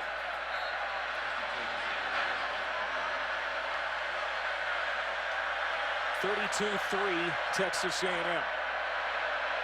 Garrett Gilbert, a transfer from Texas, out of the gun. Incomplete. Penalty flag. Holyfield, the intended receiver. Number 64 of the offense. Penalties half the distance to goal line. First down. That's the left guard, Sam Rice. And what Sam Rice is doing is he's popping out to try to help. Bringing edge pressure by A&M. In the second quarter, where A&M really got things rolling, and it started with the run game. You know, we could tell that they were intentional with what they were trying to get done with the ground, and it showed, and it ended up opening up the passing yardage, the previous touchdown drive. 10th penalty backs SMU inside their own 10 line with the catch out of the backfield. No real estate on that far sideline. Gain of just one as Tony Hurd Jr. steps up again to make the tackle. You know, the coaching staff told us yesterday that Hurd Jr. at 5'9", 185 makes up for the fact that he's small with his smarts. Yeah, he cheats a little bit. You know, he feels what the offense is trying to do and gains ground with his brain. And he'll start rolling to where the play is. And Tremaine Jacobs makes this play. He's more physically gifted than a Tony Hurd Jr.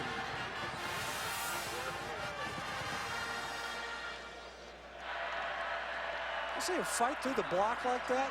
You see these guys, if they're going to come up and make a play, they're able to do that all night tonight. The horizontal passing game, not able to open up things downfield. SMU just 2 of 7 tonight on third down. A&M has done a great job getting off the field. Keenan Holman trying to outrun the defenders. Can't cut the corner. Hurd escorts him out. It's a gain of 12, but it's going to be 4th down for SMU. They have to punt.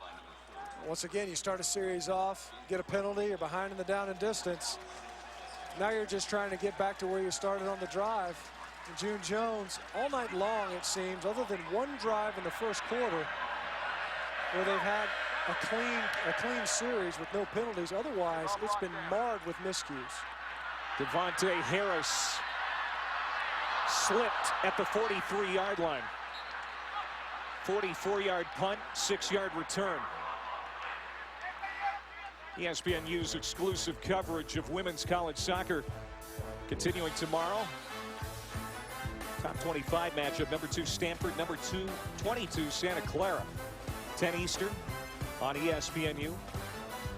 Also live on Watch ESPN. All right, so here's Johnny Manziel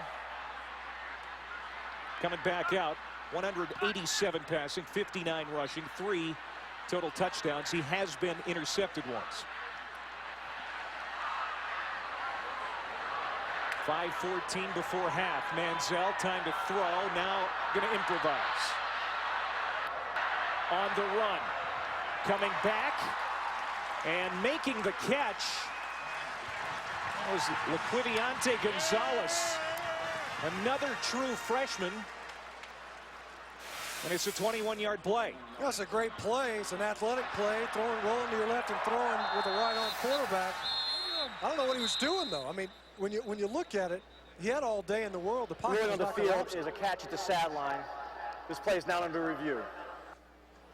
We're going to look at it and see if Gonzalez kept a foot in bounds. You see Manziel delivering it. It's the same sideline. He's got both of them in, unless they're thinking he's juggling it. Looks like he's got the ball trapped against his face mask. I wonder if the ball made contact with the ground before he completes the catch. You see the tip of the ball hanging out. I don't think he has it. You know, it looks to me like before he convincingly maintains control of this football, that it makes contact with the ground. You see the tip of the ball kind of hanging out. And as he goes down, there's probably a better look at it. Doyle Jackson from the American Conference, our replay official tonight.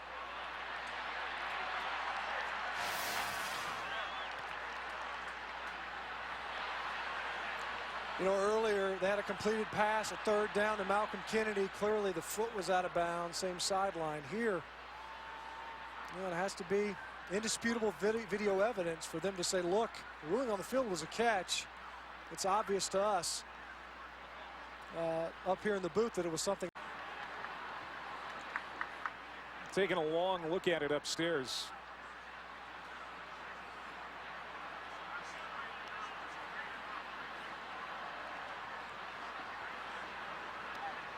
Laquiviante Gonzalez is credited with the catch. They're looking at it. The number 12 athlete on the ESPN 300 last year out of Cedar Hill, Texas. We're taking a look at maybe the number 1 athlete that's already in college in Johnny Manziel. There's a whole lot of conversation given that, you know, it looks to me like there's 2 pretty good looks at it. I'd be surprised if it's not ruled incomplete. Frankly, it looked to me like the ground made contact before he completed the catch. You know, usually you'll see, you know, the receiver's hand or arm will be underneath the ball, but it looked to me like the ground, if anything, aided him in maintaining control of it. And some scores from around the Southeastern Conference this evening. Well, this is no fun. Well, they might be exchanging potato salad recipes at this point. I don't know what else there is to talk about. After video review, it is an incomplete pass. The receiver's bobbling the ball, and the ball hits the ground without it being controlled. The ball will be placed at the 41-yard line, the previous spot, where it'll be 2nd and 10. But, you know, going back to that play, even before it came to this, it's kind of curious. You watch this offensive front. SMU's only going to bring 3. There's no pressure here. You could stand in this pocket all day. Look at this. There's nothing collapsing about this pocket, really. And yet, for whatever reason, Manziel flushes. You know, he gets away with this because he's good at it, but there's no reason to leave the pocket there. Brandon Williams on 2nd down will pick up 4. Williams has A&M fans excited about his possibilities as a home run threat. He'll come out here, and it's third down with 4:42 to go. Inside the pocket, outside the pocket. The numbers for Manziel clearly doing a lot inside that pocket you were talking about. And incidentally, he's doing better and operating more from the pocket slightly this season, but more so than a year ago. He'll step out of the pocket here, and he's going to be hit and dropped short of midfield, about 2 yards short of the first down. Bo Barnes and Kevin Pope, who's been spying Manziel tonight, combine on the tackle. Fourth down. Well, that time, Pope does a good enough job to keep him in front. They're going to go for it. You know, in meeting with Coach Sumlin yesterday, well, this is their mentality. This is something that they adhere to. They're going to be aggressive. Onside kicks, going for it on fourth down. It's Williams. And he muscles his way into SMU territory for the first down. A gain of 3. They'll move the chains with 3:48 to go before half. And part of that is a vote of confidence in his defense here tonight. The defense that really has asserted itself in a lot of ways, done an excellent job of neutralizing SMU's offense. Keep it on the ground. Williams again. Bouncing to the outside. First down and more. Inside the 35-yard line and wrestled out by Derek Longoria. It's a gain of 16. How about this stiff arm? That's a good way to keep a defender off of you. Well, there's an opportunity. Could have been a tackle for loss with the penetration. Manziel running a little option play. He'll keep it. Cut it up. And another penalty flag down. Legal substitution on the defense. The 12th player did not get off the field in time. There's a 5-yard penalty. First down. That's the 11th penalty against SMU this half. It's got to be frustrating for these coaches. And you know, when you look at it, guys, you got to hustle all the way off the football field. To me, like maybe the substitution got in late. Either way, you know, A&M, they run their offense as quickly as SMU does, and typically they've done it year over year. SMU has just now stepped up their pace. They're ready to snap the ball at 13 seconds. Manziel slings it for a first down. Caught at the 15 by Malcolm Kennedy. It seems as if, and they've had other passes, other targeted receivers. They've just enjoyed more success throwing it to Evans. But here tonight, you see Manziel moving away from number 13, their star receiver, getting Malcolm Kennedy, Sabian holds with a couple of touches involved. Manziel now to 200 passing. We're not even to halftime. And he'll run this one into the end zone. Touchdown. A penalty flag comes in late at the end of that play.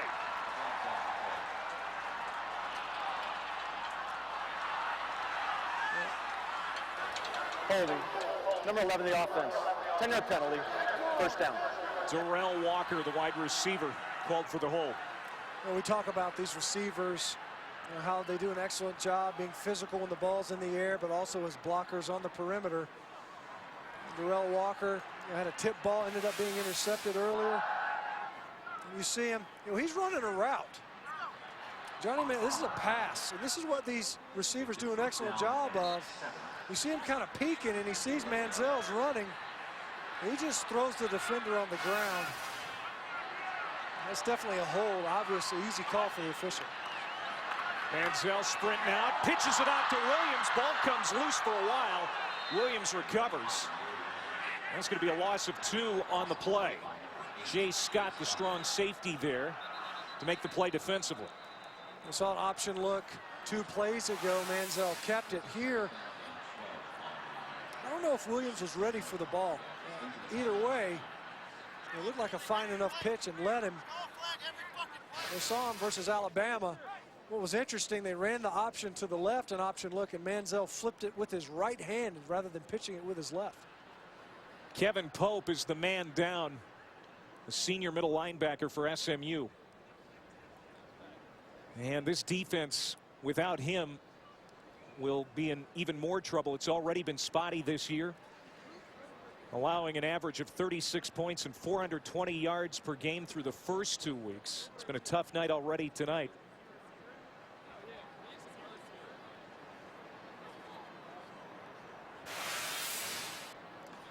You'll see him. You know, he's coming into your screen. We talked about him tonight. He made a big stop on 3rd down. It's kind of strange. I don't know if it was due to the contact of Mike Evans. You know, the way they're attended to him, it doesn't look like it was a lower body injury. I don't know if he got his bell rung a little bit. Good to see him up and walking off the field under his own power. And he came up and made a big stop that forced the 4th down attempt by A&M earlier in this drive. Obviously, they converted it. He'll have to leave the play, leave the field for at least 1 snap. But it looks to me like he's prepared to come right back into the lineup. 9th play of this drive for Texas A&M. It's 2nd down and 12. Ball at the 16-yard line of SMU. Manziel, the comebacker. Evans inside the 5-yard line. He has become Manziel's favorite target over the last 2 years. He has at least 4 catches in every game of his career. Now 2 for 57 tonight. Such a physical guy. You know, you get the ball to him with blockers out in front like on a tunnel screen. It's difficult to wrestle him to the ground as big as he is. They need a yard. Carson.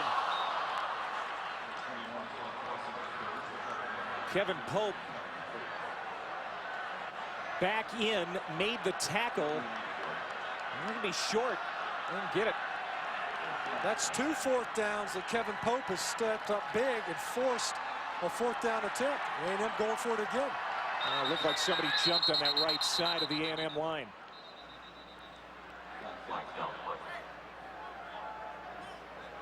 Illegal snap.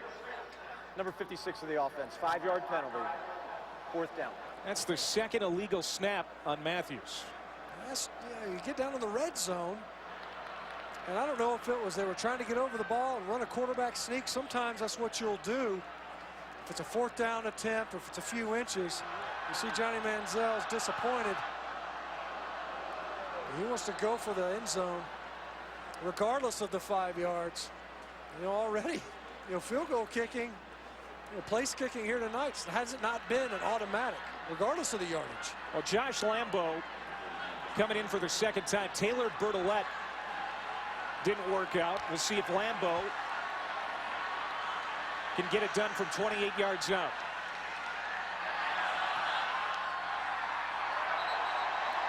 Good, but there is a flag down.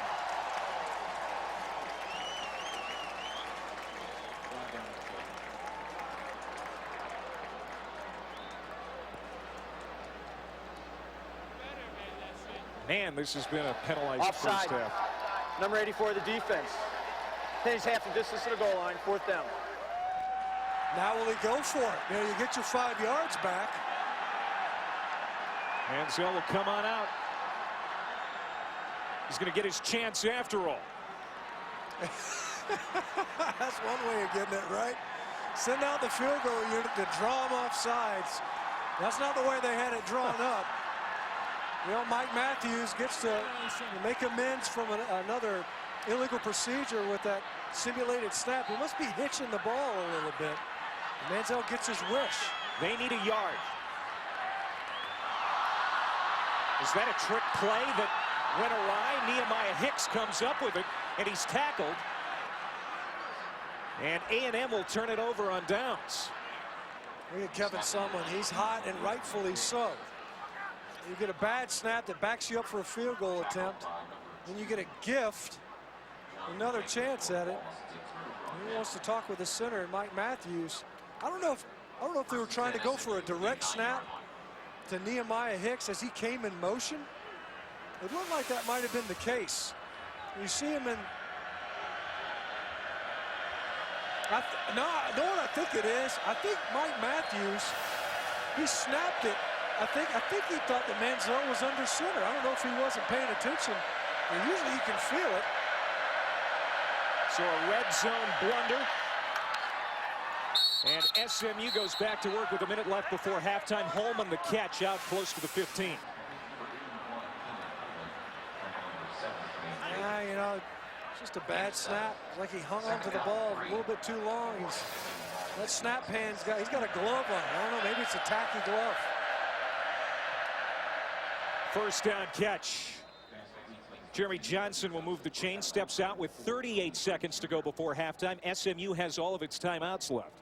See B.J. Anderson, offensive line coach for A&M, he's talking with his center. For whatever reason, Mike Matthews a vocal leader for that front, but he's had difficulties here tonight just with the center quarterback exchange. And the kicking game has been less than impressive. That lands incomplete. Just 3 seconds elapse off the clock. Johnson, the intended receiver. Well, something to consider, when you look at the field position now, is it's not only are you trying to get the ball downfield, maybe try to get into scoring position, but also you don't want to run the play so quickly that you have to punt it back and give an A&M another shot.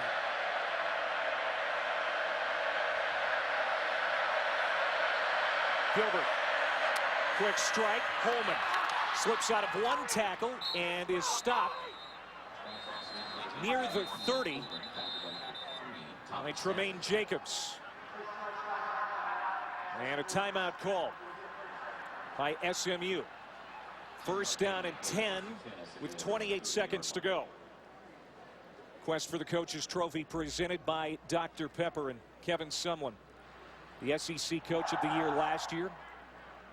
Deserves a lot of credit for keeping things under control this offseason with that whole Manziel investigation going on. What he has done in a short time at this program is spectacular. Look at those offensive numbers. Top 3 in total offense for the last 5 seasons. Obviously, that overlaps into his time at Houston here in the state of Texas. But they didn't miss a beat. Here you are, you come to A&M, a new program. You got a new quarterback, doesn't have any college snaps. Oh, and by the way, you're in the most competitive conference in college football for the first season. What do? You win 11 ball games. And the 2 you drop are to LSU in Florida. Beat Alabama, won the Cotton Bowl, and got the Heisman Trophy to boot. Pretty good year one. Yes, his inaugural season couldn't go any better. Gilbert to Prescott line out of the backfield, and A&M runs him out. Oh, they're going to keep the clock going, but SMU will stop it with a timeout. They've got 1 left. So 19 seconds to go. SMU has 1 timeout remaining. Women's college soccer tomorrow. The SEC Network launching August 2014. Most powerful conference of college sports will live on a new network. Tradition has found a new home.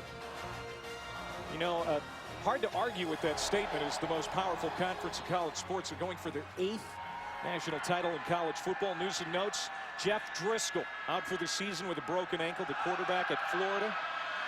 Aaron Murray, 22 of 30 for 400-plus yards and 3 touchdowns today against North Texas. Was close for a while. And Zach Mettenberger and LSU leading Auburn 21-0. We'll have more highlights for you coming up at the half. That's dropped. Steven Nelson can't come up with it. 3rd down. 14 seconds to go. You look at Florida, we're going down with Jeff Driscoll. That changes what they're going to do offensively. They'll try to come up with answers. And here tonight, you see 2 very quarterback-centric offenses. Florida obviously differently in that regard. Easily the most important position on the field, no matter what your offense is. Second charge timeout of the half, Texas A&M. So Texas A&M calling a timeout here. Kevin Sumlin. His team leading 32-3 just before halftime. Coming up later tonight, the Holy War, Utah and BYU on ESPN2. Wyoming and Air Force on ESPNU. What a great game in the Mountain West last night on ESPN. Fresno State and Boise. It was a 1-point win for Fresno. Fresno State might be unseating Boise State. Before Boise State became the Cinderella team, it was Fresno State that was kind of the team running around busting BCS teams before the Fiesta Bowl victory by the Broncos, and it might be returning to form where Fresno State Bulldogs are the banner bearer for that conference. They're going to a prevent defense. Out of the timeout goes Texas A&M. Gilbert pressured, hit as he throws. It's caught at the 49, and they're going to rule him down. Darius Joseph with the catch. 9 seconds to go as June Jones calls his last timeout. Boy, Gilbert got rid of that just in the nick of time. Stood in with the pressure bearing down on him and able to deliver the football to midfield. Give yourself a chance at the end zone. You see, you won't see it coming in until late. This time it's Stephen Jenkins coming around. Watch him, he knows he's going to get hit. He's able to deliver the football. Joseph couldn't get out of bounds because he's got his knees down just to make the completion. He had a timeout to give. Garrett Gilbert started for the Texas Longhorns as a sophomore in 2010, but had a tough year. Threw 17 interceptions, just 10 touchdowns. Got a medical red shirt the next year after injuring his shoulder. Decided he needed a change of scenery, and he ends up at SMU playing for June Jones. And you can see him, you know, it's a totally different offense for him as he transitioned away from Texas. But he grew into it toward the back end of last season. You can expect him to just go for the big bend, just hang one up there high. The 3 wide receivers at the bottom of your screen.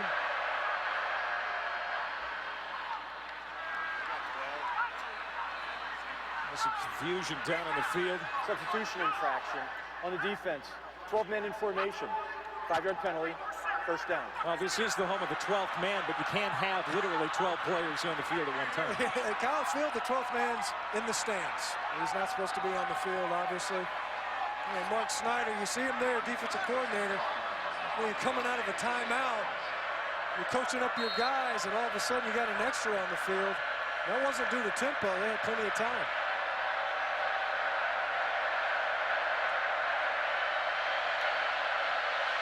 Gilbert unloads, caught at the 30, stepping out of bounds, Darius Joseph. Clock stops with 4 seconds to go.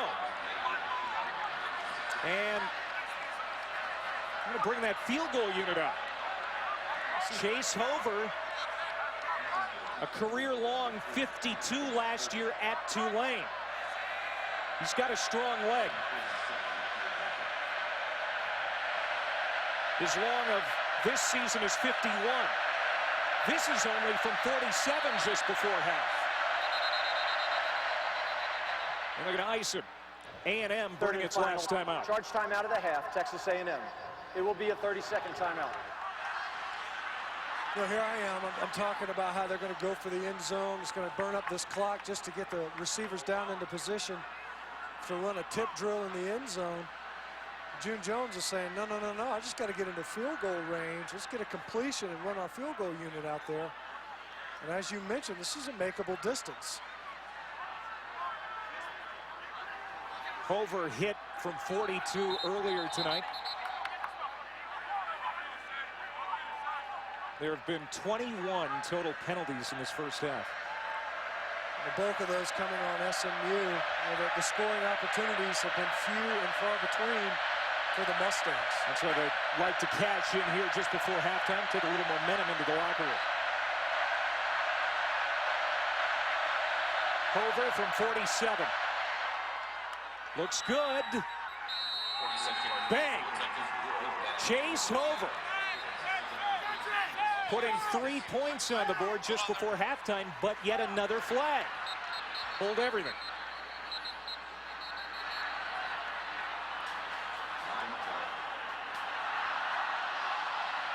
My goodness.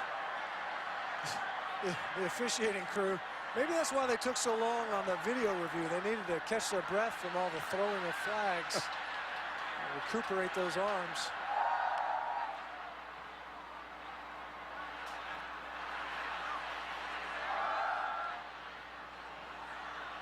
Those points are going to count.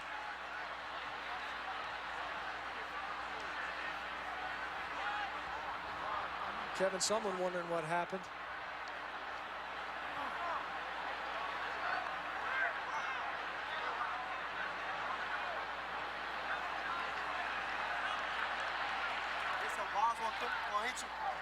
That's the end of the first half. Personal foul. Number 42 of the defense. Penalties decline.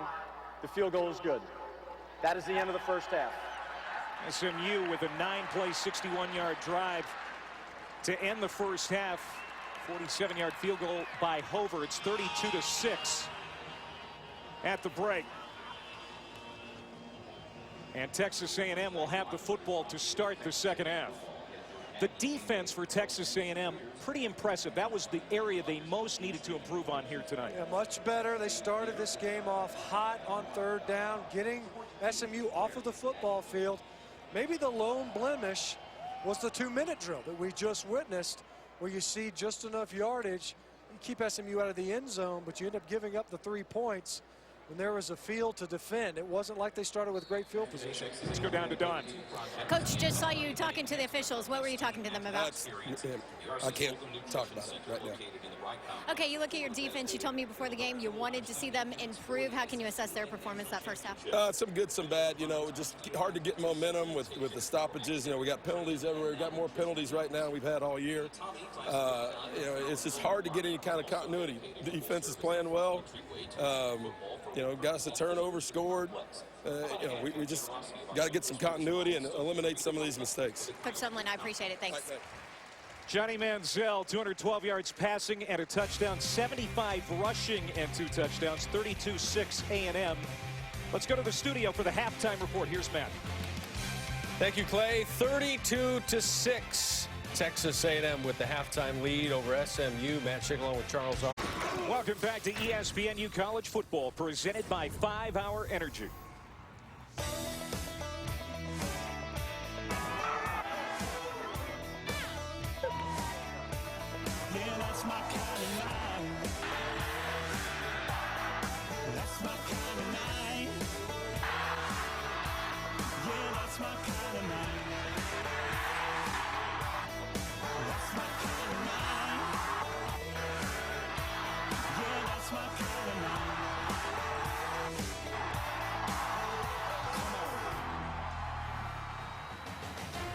Welcome back to the SEC on ESPN. Choppy, sloppy first half of football, but A&M is in control after that 49-42 loss last week to #1 Alabama. It's 32-6 at the half here. Their game against SMU. Matt Stinchcomb, Clay Matvick back upstairs here at Kyle Field, and they have responded pretty well after the emotionally draining defeat last week. And Johnny Manziel, over 200 yards passing already tonight, 75 yards rushing, 3 total touchdowns. Been impressed with his pocket that he's been able to work from. He's got plenty of time on virtually all of his drop back passes. You'll see here, it's not just a function of the protection. You know, a lot of times you think the reason he doesn't get sacked is because he's mobile. It's because he's afforded the time to deliver the football. A lot of 3-man rushes, but even still, at this play here, where it's incredibly wide pocket, he flushes because I guess he wants to flush. He wants to throw on the run, but it's not like he's getting forced out of the pocket. This offensive line does an excellent job of providing their quarterback time to operate. First half stats brought to you by John Deere. Look at the penalties down there. 21 total in the first half, 12 against SMU. And that was a 2-hour first half. Johnny football, go to work right away. A&M will start with it. From a yard deep, Trey Williams gets out over the 20. And we go down to Don Davenport. SMU coach June Jones said, honestly, there's not a whole lot that they can do to help contain Johnny Manziel, but he did tell me that they are giving him way too much time. They've got to get to him a little bit faster, put some pressure on him so he can't make all these plays. It's been a common problem for coaches over the last year plus. And that's the kind of the game theory for these coaches coming in is, do you pressure him or do you not? And if you do pressure him, you expose yourself to scrambles. You'll see some of the numbers that he's been able to put up. Pretty proficient passing. He was 0 for 4 for a stretch, but got right back on the horse. Trey Williams, a sophomore who's been nicked up a little bit this year with an ankle injury. Getting some early work here in the second half. Johnny Manziel went off for 294 passing and 124 rushing last year against SMU. as Williams gets it again. It was a 48-3 blowout win for Texas A&M against the Mustangs last year. It was the first win for Manziel as the starting quarterback. The week before, they had lost to Florida. Yeah, you think about it, and it was a delayed season even with that. They were supposed to play Louisiana Tech prior to the Florida game.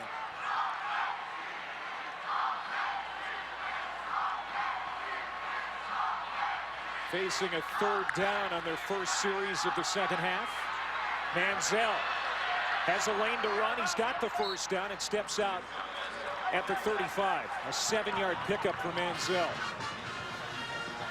You know, and visiting with Tom Mason, the defensive coordinator for SMU, just going back to what Don was sharing, you got to figure out what are you willing to do versus this offense. And if you want to pressure Manziel, do you really want him escaping the pocket? Is that the desired outcome? Because he can hurt you there too. Another long opportunity, and Manziel connects with Walker. Darrell Walker inside the 35 to the 33-yard line. A 3-man rush, and this time, watch Pope in the middle of your screen. He's just going to try to run underneath this route. Really, they broke off coverage. Robert Seals just shut it down. And go back to Molina on the ground. So after the 32-yard play, they'll pick up 7 on first down here, second down. You know, from what we've seen tonight, Clay, it's almost as if you're better off at least bringing 4 rushers. You know, 3, this offensive line can more than likely handle the blitz anyway, but give yourself a fighting chance, because if not, you've got adept receivers running in your secondary. Manziel checks. You can see SMU, they were showing some edge pressure. Looks to me like he's checking to a different protection scheme to pick it up. Slipping around the tackle and pressure on Manziel. But he picks up the first down and more. That is quintessential Johnny football right there. I'll tell you what, I mean, well, we just talked about it. You can't get there with the 3-man rush. SMU tips their hand a little bit. Stephon Sanders showing the edge pressure. Still Cedric Aboye unable to get over there to him. But how many times have we seen defenders diving and nipping at the heels of Johnny Manziel and just cannot get enough of him to get him on the ground? Here they are in the red zone, 7th play of the drive.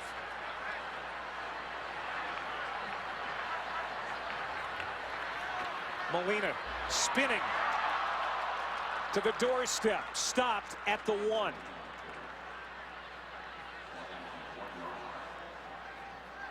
Second down and goal. Ben Molina, he's been kind of quiet. You know, spent a lot of Trey Williams, it seems. Well, at the beginning of the second quarter, you could see A&M going to the run game more. It's been largely Trey Williams contributing on the ground.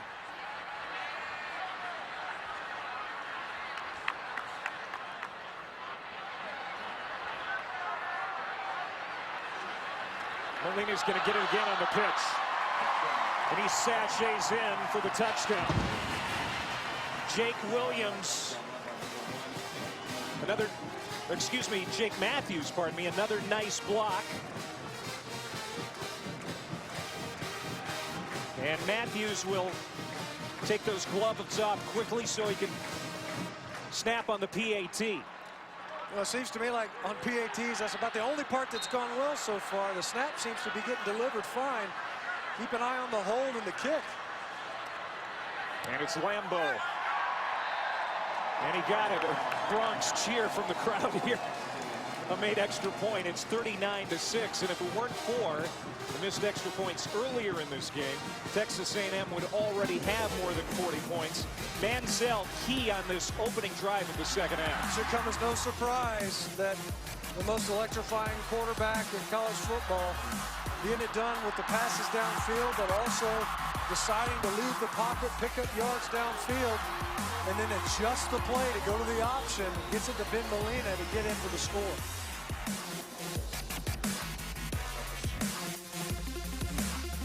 The Cora Cadets here at A&M. As you're watching the SEC on ESPN. That scoring drive for Texas A&M. 8 plays, 77 yards in 3:26. That's their longest scoring drive tonight time-wise. Everything else has come very quickly. 2:51 or less. A couple under 2 minutes. The 3.5 marathon drive, huh? 3.5 minutes. Bertolette with the touchback. Jake Matthews, one of the rare guys that not only starts on the line but also snaps. Here is a great play that shows you what he can do off that left tackle spot. Yeah, there he is at left tackle. They check to an option and he goes in, out, and up. They're pitching off the defensive end and he gets up on Kevin Pope. And then, you know, look, he goes from protecting the passer to becoming the passer. You got to go there, draw off my hands. It's kind of like a quarterback. He's just a big, oversized quarterback. And then check out the spiral. Throws a strike. Still barely sneaks into the uprights. It's been that kind of night for the kickers. Garrett Gilbert sets and throws. Joseph the catch.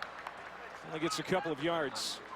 You know, Bruce Matthews, his dad, the Hall of Famer, told Jake, he said, hey, you know, if you can long snap, deep snap, you can play a long time in the NFL. I think Jake will play a long time in the NFL without that specialty, but that doesn't hurt either. No, it's the more you can do. That's a locker room mantra. The more you can do, the more valuable you are.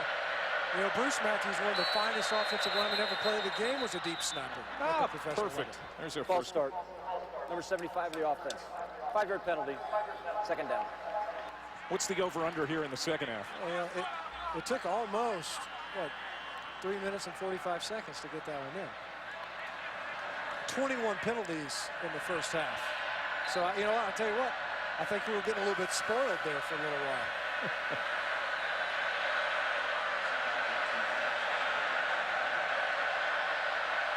A&M showed blitz, they back off. Lenchi the catch in the backfield. He is quickly wrapped up by Everett and Hurd. Let's go down to Dawn. Yeah, you guys adding to that family tree talk, Mike and Jake's dad, Bruce Matthews. He's the offensive line coach for the Tennessee Titans with his Hall of Fame buddy, Mike Munchak, as head coach. Those two live by the really simple motto. It's be a pro, know what to do, and do it.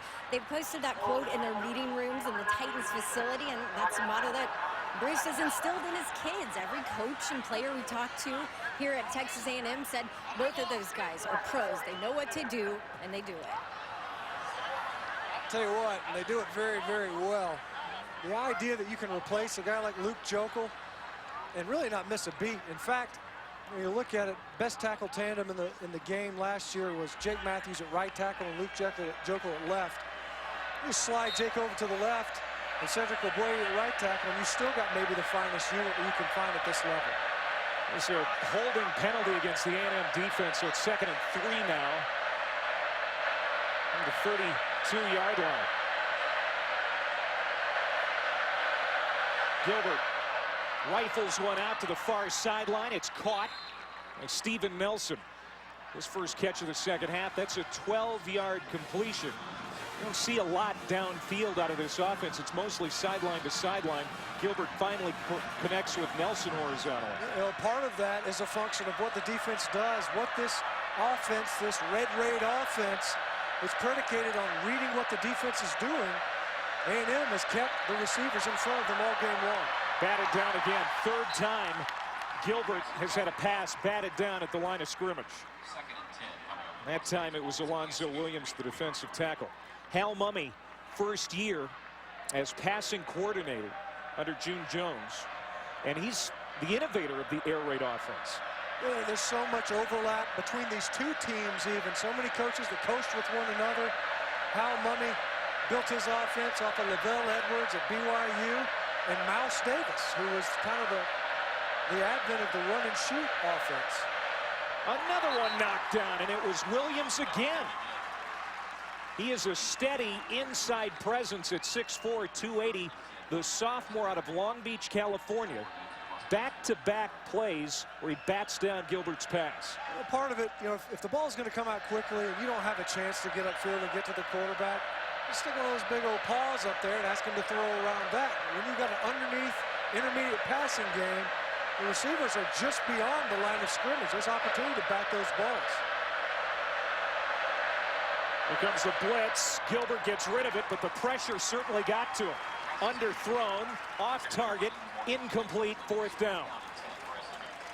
Well, so far, you know, you come right back out, you march down the field on offense, you get a score. Mark Snyder, I think, has to be pleased. We talk about some of the younger guys that are playing. We moved DeShazer Everett over to safety for this ball game. The defensive coordinator for A&M's played a lot of young guys. It's a fake. Loftus. Did he get the 1st down? No. A 1.5 yards short. And A&M will have good field position as they take over at the 47-yard line. You know, these teams, SMU's trying to play to win, want to get in this ball game. How about the tight end Nehemiah Hicks on the tackle to keep Loftus from picking it up? Yeah, I wonder if it was a called fake or not. It certainly didn't look like it was set up to be a fake. I don't know if he didn't think he was going to get the punt off in time and his coverage team had already released downfield or what. Maybe they give him a green light. And Matt Jokel is coming in to play quarterback. Maybe Manziel gets the rest of the night off. Matt Jokel under pressure. And he faces a blitz on his first pass attempt. 2nd and 10. Jokel played the first half against Rice because of the suspension to Manziel in week 1. He hasn't played since. He was 14 of 19 for 190 and a touchdown. Continuation of this old family tree. We talked about his big brother who's over at tackle. Yep. All the Matthews boys play offensive line. The Jokels are more diverse. It's a catch by Gonzalez. And he's pushed out after a 7-yard pickup. Manziel's numbers: 14 of 21, 244, a touch and a pick, and 102 rushing and 2 touchdowns. 3 quarters, not even 3 quarters of work either. You know, that's the asterisk on this. But don't expect A&M to turn into, you know, 2 tight end, let's grind it out and shorten the game. You see, you know, 5 wide receivers. This offense stays true to what it is, regardless of what personnel is in. So 3rd and 3 for Jokel and the A&M offense. Jokel throws it incomplete, and the official is run into. Ooh, it was an ugly collision. The umpire goes down hard. Malcolm Kennedy steamrolled him. You know, Jokel comes in the game, and what does Tom Mason do? He heats him up a little bit. These aren't all-out blitzes. That time he brought 5. And we saw a lot of 3-man rushes with Johnny Manziel. This time, though, the 12th man for SMU on defense was the umpire. It was a good job of, well, I think he got there before the ball did. A pass interference on the umpire. That's John Shigo. Looks like he's going to be all right, as this one is sent into the end zone. Just the 2nd punt tonight for Texas A&M. Johnny's got the visor on. His night is over.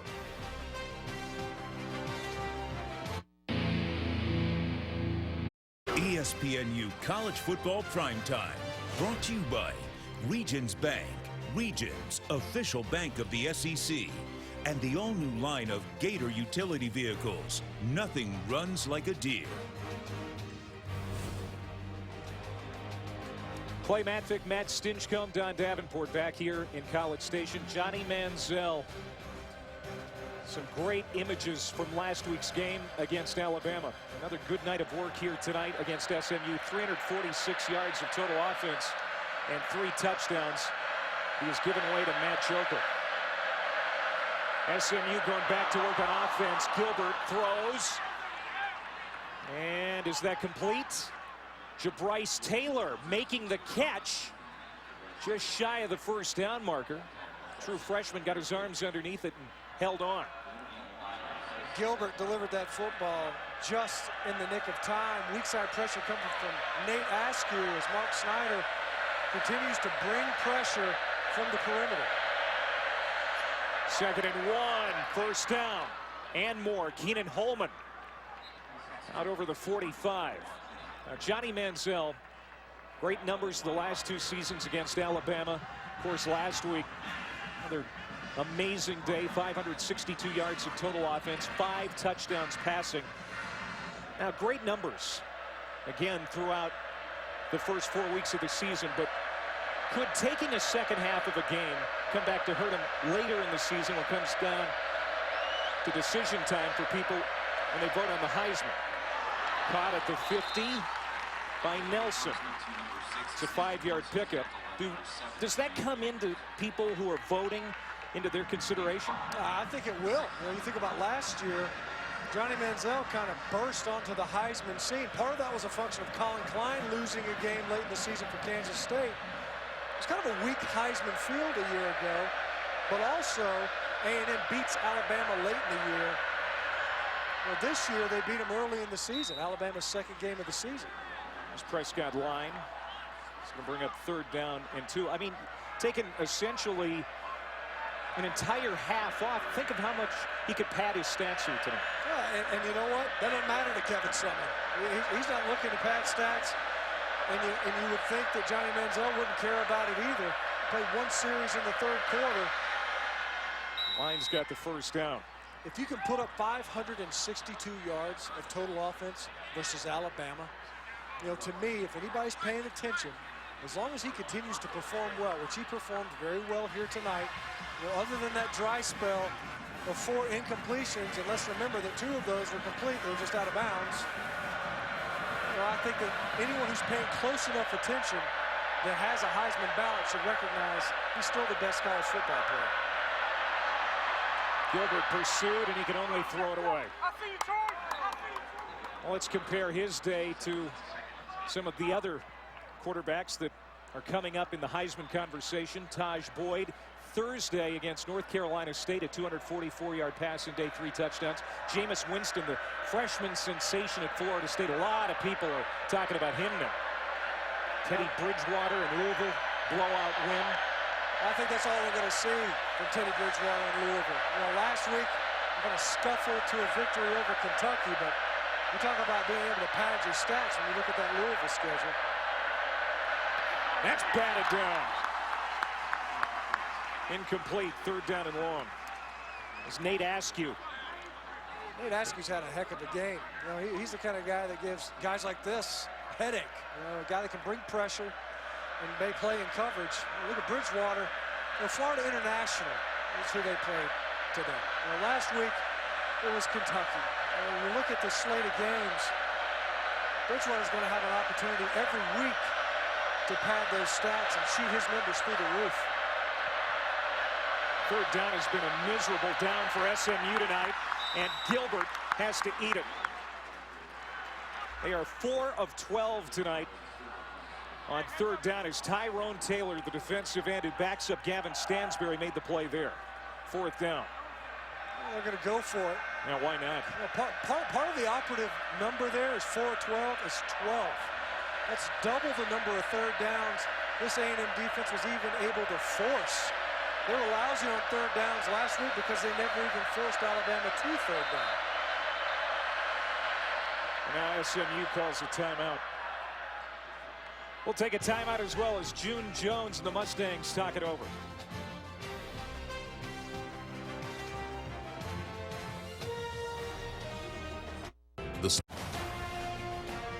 Thanks for watching the SEC on ESPN. Very few people have left the stadium here tonight. Well over 80,000 here at Kyle Field. 4th and 10 after the June Jones timeout. Another flag. False start. Number 75 of the offense. 5-yard penalty. 4th down. Chris Weeks with the 14th penalty against the Mustangs tonight. A tough night for Chris Weeks at right tackle. When you think about it, you know, it's loud here, it's not that loud. You know, eventually you got to find a way to sit in there and hold in. You know, SMU throws the football almost all the time. A few runs sprinkled in there would be a challenge, but regardless, you can't back your team off on 5 yards, especially when you're going on 4th on 4th. They still go for it. Leave the punt unit where it is on the sideline, and they convert. Caught at the 30 by Holman. And down at the 28-yard line, a pickup of 19. They'll move the chains, keep the drive alive. A great play by Garrett Gilbert. Holding in there. Not only, I mean, he had to feel the pressure because it's draped all over the back of his legs, and still delivers a strike downfield to convert. Play fake. Caught, and a short gain for Jeremy Johnson. You know, Garrett Gilbert, he stood in under pressure several times, and look at this. You know, the argument was it's in the grass. No, he shows some strength, stays on his feet, keeps his eyes downfield, and delivers that strike even after being backed up on 4th down. An official's timeout as Keenan Holman is shaken up. Now the training staff is going to come out to look at the senior.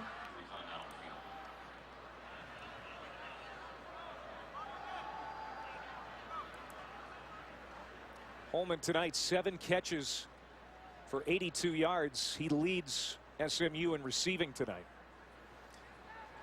Look, I don't know if he was cramping. It looked like he was grabbing his hamstring a little bit. I don't know if it cramped up on him or not. But as it sits, you know, you look at Garrett Gilbert's numbers tonight. He's got a pretty good night. 28 of 45. It's the 215 yards. It's kind of curious because you think, you know, you're completing all these passes. Where's the yardage? And it's a lot of it's because it's such a short passing game that they've implemented so far in this ball game. And again, that's a function of what the defense is allowing them to get. They allow these receivers and the quarterback to read the way the defense is playing them. It's not predetermined routes. Here comes the blitz. Gilbert throws it away. Barely got rid of it before that A&M defense brought him down. As DeShazer Everett, who got the start tonight at the field safety position, moved from his normal cornerback spot to the field safety spot earlier this week. So now 3rd and 5 for SMU. Well, again, Gilbert showing his ability. You know, he's not escaping the pocket, but being able to shed some of that pressure with rushers draped around his feet. Here they come again. Lobbed up. Keenan Holman, the intended receiver, and knocked down. I think Matthews got a piece of it, even though he wasn't in great position. You know, I just didn't get quiet enough on this throw. Gilbert, Horace Matthews, bounces off the back of his helmet. Whatever it takes, just as long as it doesn't end up in the receiver's hands. Holman was there. He just didn't get enough on that pass. Snyder heating up Garrett Gilbert as they've kind of neared the red zone. Going for it on 4th down for the 3rd time tonight. They're 1 of 2. Gilbert steps away from the pressure, and he's got the 1st down. Takes a pounding at the 15-yard line by Tony Hurd and Jenkins, but he picks up 8 yards, and again, Gilbert able to keep this drive going. Well, that time, you know, it just kind of opened up. Kind of late, really. You know, dancing around in the pocket, buying some time, showing his mobility. His dad, Gale, former NFL quarterback. He's a savvy young man, is Garrett.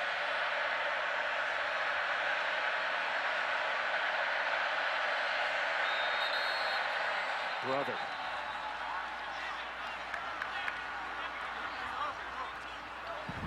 False start. Number 72 of the offense. 5-yard penalty, 2nd down. Ben Gottschalk, the only senior on this young offensive line for SMU. He takes his turn drawing a flag. Yeah, and if you'll notice, you know, where the false start's coming. They're coming at the tackle position. The furthest from the ball, trying to hold in there, watch these defenders move around. It's a reason. It's not an excuse for a penalty. 1st and 15 to the end zone. Nearly caught. Great effort by Darius Joseph. Can't come up with it. Everett in on the coverage for Texas A&M. It's part of the reason why they moved DeShazer Everett to that safety position, knowing that they'd be challenged in the slots. Excellent coverage by Everett. Joseph still got hands on it. Could have come up with that catch.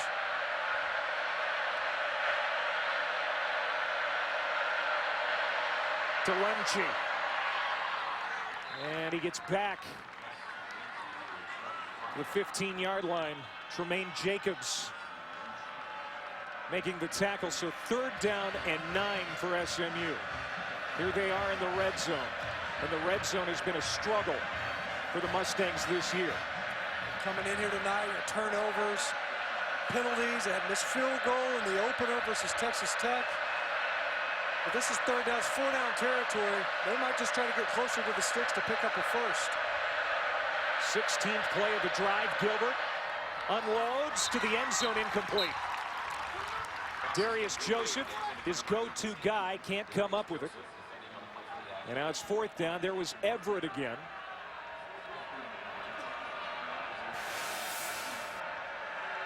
See Gilbert delivering the football, and again, he might have let him just a little bit. Everett in tight coverage does an excellent job. Maybe one of the best cover men for A&M in their secondary. They'll leave Chase Hover, the field goal kicker, on the sideline. 4th and 9. They need the 6 for a first down. To the end zone. Gilbert overshoots his man. Incomplete. Texas A&M with a stand on defense. Gilbert had opportunities with the receivers running open, but once again, a timely blitz, getting the pressure in the passer's face. And it doesn't matter if a guy's running open if you've got a defender laying right there in your lap.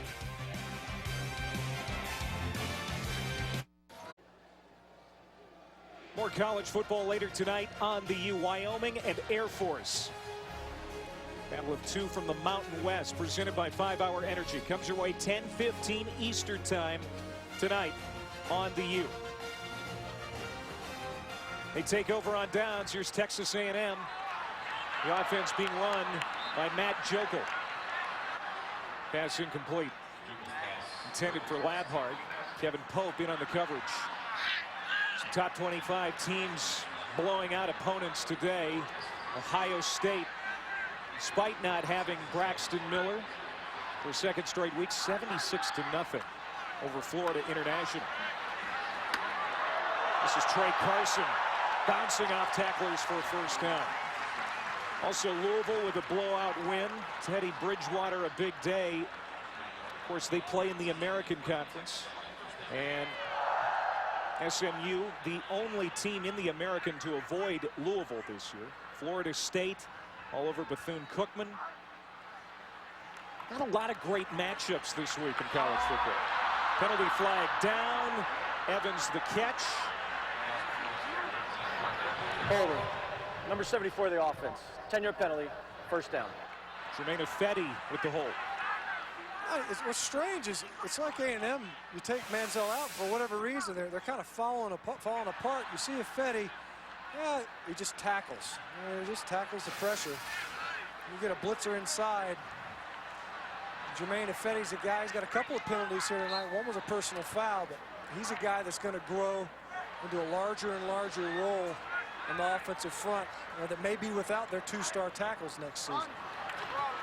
Matt Jokel fires to the outside, caught. Juke after the catch out to the 30 is Edward Pope. He's the guy who caught that alley-oop pass from Manziel last week in the Alabama game. It was intended for Evans. You can see him rolling around. Where's he going? He's going to go to Mike Evans. Pope just happened to be in the way for a reception. 2nd and 8. Trey Carson takes it back toward the middle of the field. That'll be 3rd down. And about 5 coming up. Utah, BYU ready to get going in a little bit on ESPN2, and Wyoming and the Air Force coming your way when we're done here. Jokel unloads over the middle, and it's caught at midfield. To the 30. And down at the 27-yard line is Williams. LaKendrick Williams getting an opportunity to contribute here in the 3rd quarter. It's a 39-yard hookup. You know, up until this point, it's been very quiet for A&M offensively. Jokel throwing into traffic and placed that football where only his receiver could get it behind LaKendrick Williams for a big gain. 24th first down for Texas A&M. Jokel. And it's dropped by Labhart. You know, watch it again. Kendrick, you see where the safety's coming up. Jay Scott could have made a play on that ball, but Jokel placed it right where he needed to. Williams able to stop and reach back for the ball and get upfield. He goes limping toward the sideline, maybe cramping up a little bit tonight. 48 seconds to go in the third. Johnny Manziel played the opening series for A&M. He's been out ever since. Down to the 22, that's Edward Pope again. Manziel with a good night in his back pocket, has the visor on. Smiles there on the Texas A&M sideline.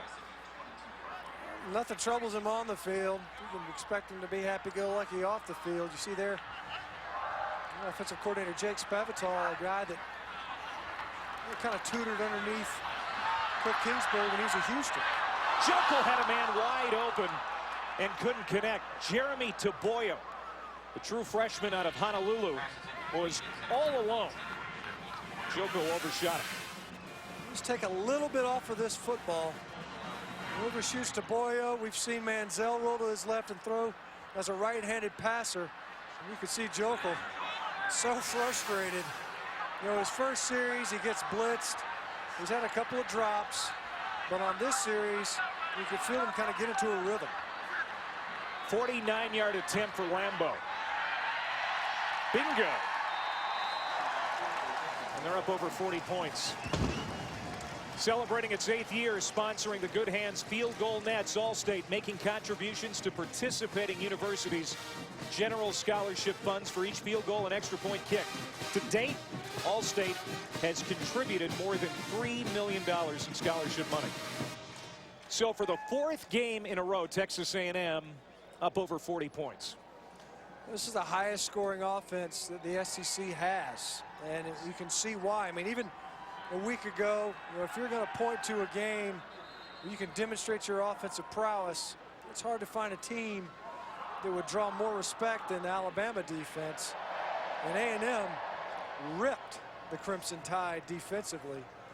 When we were talking with Kevin Sumlin, he said it. Look, you know, what did you stop? What did Alabama take away from you? He couldn't answer it. He didn't say nothing, but it was nothing that he could cook up when we asked the question. You see the points. They're on a tear, and it's not surprising.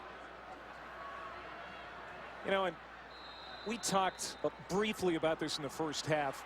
Everything that's gone on for Texas A&M, going back to the start of last season, it's coming into the SEC. Coincidentally, everything in Austin has been going the other direction. And A&M is really seizing on a great opportunity. It was perfect time. You know, it seems as if Texas doesn't turn things around, it's like this season is circling the drain. And it seems kind of early for that to be the case. Nearly stepping out of the end zone was the return man, but he stayed in. Look at how close this was for Jabryce Taylor. He nearly stepped out. Nah, keep in mind, it's where the ball is. And incidentally, when it's coming out of the end zone, it's not the, I don't know, how do you describe it? The back of the end line? It has to come all the way over the end line and go to the front edge of it if you were heading into the end zone. So it doesn't matter where his foot is, it's where the football is. Yeah, but he already made a mistake tonight. Well, that's twice. Yeah, he missed one there. 6 seconds to go here in the third quarter. 42-6, Texas A&M. 5 wide. Another comebacker, Holman. That's the last play of the third quarter. All Texas A&M as we head to the 4th here in College Station. Johnny Manziel played a half and a series, put up big numbers. The reigning Heisman Trophy winner. And the Aggies poised to go to 3-1. 4th quarter coming your way from College Station after this timeout. All right, Matthew. This was moments ago here at Texas A&M, one of the great traditions. They swayed before they start the 4th quarter. Gilbert completes And out to the 45-yard line is Holman. Keenan Holman the catch. An 11-yard pickup. You said it before, there are just so many traditions here you lose count. You almost wanted to hand the fans like an itinerary. We're going to do this in the first quarter, and then with 3 minutes left in the third, we're going to, I don't know, stand on our heads like put your right foot in, you take your right foot out, everybody hug your neighbor and sway left and right. It makes for a great game day atmosphere. That's why they have to have practice at midnight the night before. There's a lot to keep up with. 54th pass attempt for Gilbert. This one complete to Joseph. Out across midfield, and he is struck hard. Pays the price for that 7-yard gain. And it's Tommy Sanders laying the wood. Okay, as we're entering the fourth quarter, we talked about Darian Claiborne's a guy that Mark Snyder wanted to get reps in the Mike linebacker position. He was able to do that. This was an ideal opponent in that they're a simple team from a formation standpoint. Crossing route. And it's going to be a first down. Steven Nelson the catch. Mike linebacker, oftentimes on defenses, they're in charge of getting the call in, getting the defense aligned. It's easy to do that. SMU wants to throw the football. They're going to have 3 receivers to one side, or they're going to be even 2 receivers to either side of the formation. But next week, it gets different. Arkansas team that's very run heavy. Obioha pressuring from the edge. Gilbert steps up away from the pressure and gets the first down. Again, he is the Mustangs' leading rusher. Takes it down to the 31-yard line. Devontae Harris with the tackle. It's a gain of 14. Obioha was coming in. He's playing the spot All-American Demontre Moore held down the last 2 years. He's a guy they really like, a sophomore out of New Orleans. Johnny Manziel's out, but you see starters, the defensive front especially, they're still in the ball game. And guys, Kirby Ennis is another. They want to make sure that they're in there. They got to get better in their front 7, especially starting next week. Yeah, they've got a lot to work on there. Man wide open, and again Gilbert can't connect. Holman beat his man, but Gilbert sails it over his head. I don't know what happened with Tremaine Jacobs in coverage. At the top of your screen, though, you see him. He looks like I don't know if he was going to try to jump, if he expected Holman to just run a stop right there and turn for the football. The quarterback and receiver on the same page, but Gilbert unable to get the ball in a catchable area. 2-by-2 receivers. Gilbert stepping up, unloads, caught! Touchdown SMU. Holman finally got that touchdown reception. He's been open a couple of times tonight, and Gilbert just couldn't hit him. He does finally for 31 yards and a touchdown. And it was his 34th completion of the night. You look at this offense, and the guy who's running it, Garrett Gilbert, he's going to complete passes. But if there's not opportunities to get the ball downfield, if he can't get it in succession, if they can't stay out of penalties, this offense is never going to go anywhere. And that's kind of what we saw through 3 quarters tonight.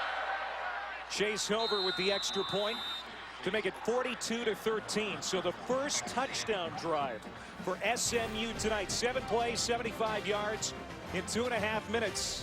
Holman with the grab.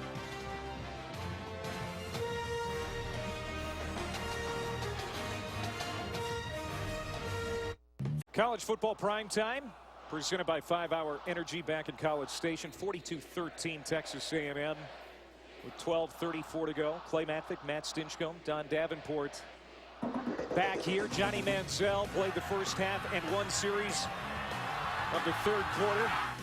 244 passing, a touchdown, an interception, 102 rushing, a couple of touchdowns. All in all, how would you assess his night? I'd say typical. This guy set the bar so high. It's kind of hard for him to get my heart rate up a little bit. Watching him, I think, I don't know what he has to do for me to say wow anymore. Genuinely, I mean, it becomes so routine. Short kick, it's Trey Williams scooping it up at the 11, and he'll be dumped just shy of the 20-yard line. And Johnny is our Wrangler 5-star player of the game. Doesn't even have to play a full game. get the honor. Really, just a half in a series, shut it down. But you look at the numbers, pretty impressive, 66% on his completions. Touchdown, the interception was somewhat misleading in that was a tip ball off of Darrell Walker's hands. But all in all, an excellent night for Johnny Manziel, quarterback. And now we're going to see our third Texas A&M quarterback. Here's Kenny Hill, the true freshman out of South Lake, Texas. And he gets time, too, as that starting offensive line is still in there. Doesn't find anything downfield. That's a coverage play.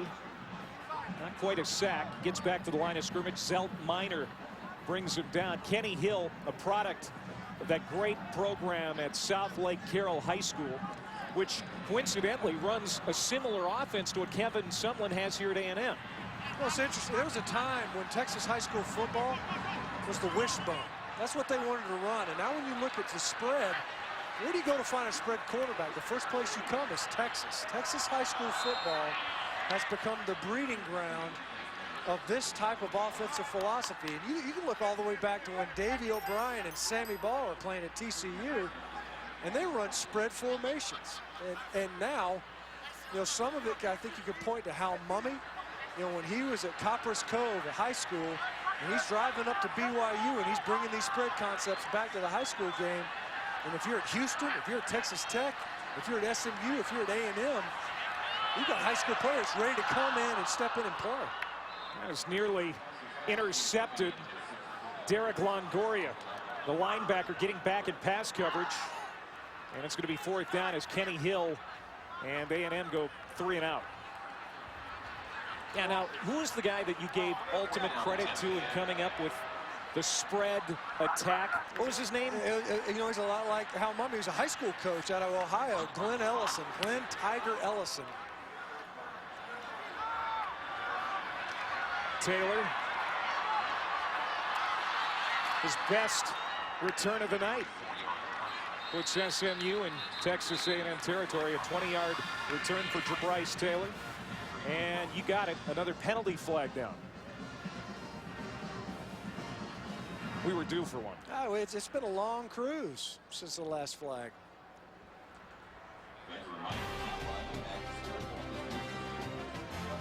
We're going to take a break. Tom Luganville talking recruiting when we come back. In high school football in the state of Texas, the increased production and improvement of programs like Baylor, TCU, even Texas Tech has increased the strain on the Texas Longhorn programs. Now you throw into the mix Texas A&M, they have the cool factor. They're winning, and most notably, the perception of the SEC is playing so strong in the minds of prospective student athletes that maybe more than anything else is what's driving a wedge between what was formerly Texas owning the state and now all of a sudden players looking in other directions. And now as you look to recruiting, Texas A&M is becoming the premier player in the eyes of recruits looking forward in college football of 2014 class and beyond. ESPN's director of national recruiting, Tom Luganville, putting it in a nutshell. What's happened in Austin and how Texas A&M and the other Texas schools are taking advantage of the downturn of the Longhorns program over the last couple of years. There's a first down catch for Bryce Taylor. Here are the rankings when it comes to recruiting for the 2014 cycle. Alabama, no surprise, they're at the top again. But there you see Texas A&M in the top 10. Well, look at the difference. To me, is you got 24 commits at Texas, only 14th in A&M, but 9 of them are ESPN 300 commits. You're getting higher quality recruits based on what these scouts are saying these kids are capable of. Darius Joseph with the catch. He is immediately wrapped up, no gain. Isn't it interesting how things change? They move from the Big 12 to the SEC, and they're 10th nationally, but only 5th in the SEC when it comes to recruiting. I'll tell you what, that's a function of 2 things. One is the success, I think, of the SEC teams and programs, but it's also where are these recruits? You look at Florida, you look at Georgia, you look at Louisiana. These are recruiting hotbeds. And where are they? They're in the southeastern part of the United States. The recruits are where these teams are. Caught at the 19 by Joseph. First down, 15-yard grab, SMU. playing hard.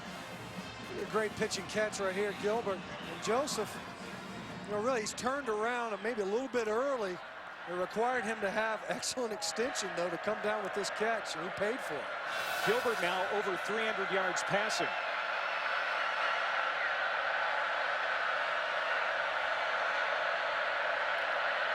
Pocket collapses, and down goes Gilbert, and out come the penalty flags again. Personal foul, hands to the face, number 99 of the defense. Penalties half the distance to the goal line. Automatic first down. That's Isaiah Golden, freshman out of Carthage, Texas, who's had a tough season, lost his daughter, 2-month-old baby girl, a couple of weeks ago. And he is called for the penalty, hands to the face. Yeah, you see it right there. That's blatant. Hands all up in there, a little face massage, and he had no intent of pulling his hands down. As a former offensive lineman, that drives you crazy. Hard to block a guy when you've got a hand all in the face. Prescott line. Straight ahead, it's a pickup of just one. Second down and goal for SMU, trying to take advantage of their best starting field position tonight. This drive started at the 46-yard line. That's something that's kind of been lost in the story of this ball game. One of the better drives was off of the interception, but otherwise, SMU has had a good bit of field to cover to get into scoring position. Blitz picked up. Gilbert unloads. Incomplete. Jabryce Taylor said he caught it, but the official right there ruled incomplete. Devontae Harris, the corner, is in on the coverage. They heat up SMU when they get in the red zone. A&M bringing pressure. See Jabryce Taylor. Ooh, I'll tell you what, that might be worth another look for June Jones. And if the coach is up there in the booth, it doesn't look like he's going to challenge it.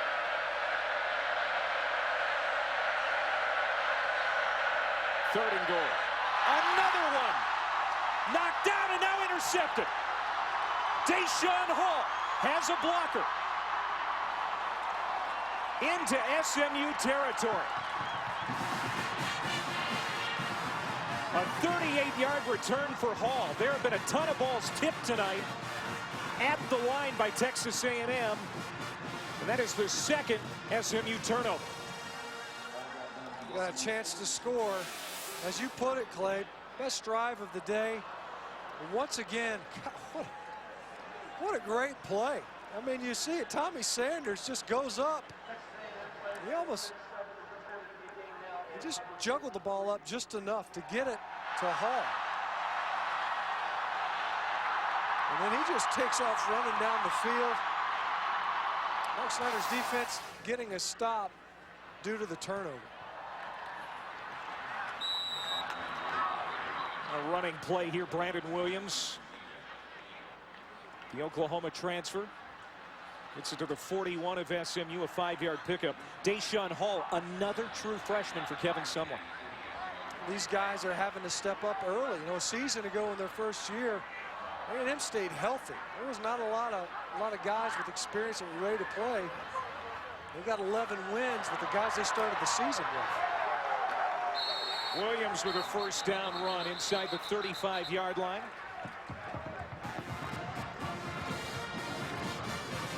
A&M has it. It was ruled down after an 8-yard pickup.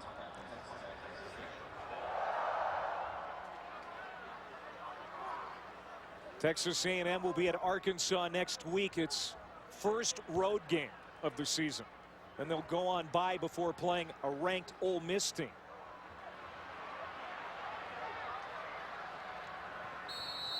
Kenny Hill.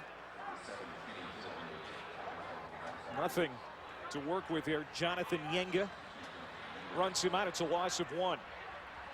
So Kenny Hill, the third quarterback to work. Manziel played just 1 series here in the second half. Matt Jokel had a couple of series, and now Kenny Hill, the rookie out of South Lake, Texas, running the offense. 2nd and 12. That play is going nowhere fast. And Williams is dumped behind the line of scrimmage. That's a loss of 6 as John Bordano, the Buck defensive end, comes in and makes the play.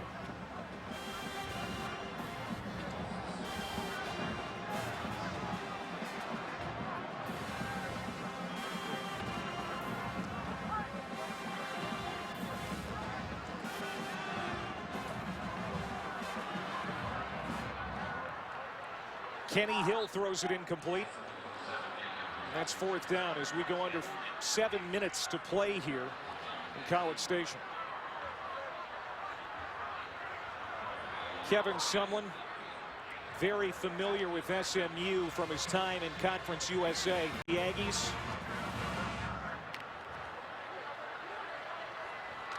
and taking care of business here tonight. 4th punt for Texas A&M. Drew Kaiser drops it inside the 5, but it bounces into the end zone. A touchback. 6:47 to go. 42-13, Texas A&M.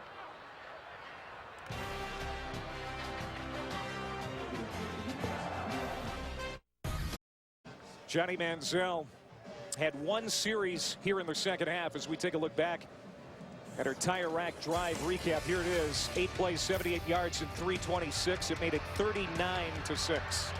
Great ball to Darrell Walker. He really kind of showcased all his talents on the final drive of this ball game, showing us just how difficult he is to get put on the ground when he's outside. I know what I've learned in this ball game is the one thing maybe he can't do is run the option and pitch with his left hand. He's just going to pitch it with his right hand. He's pretty good with that right arm, so I can see why he wouldn't want to go ambidextrous.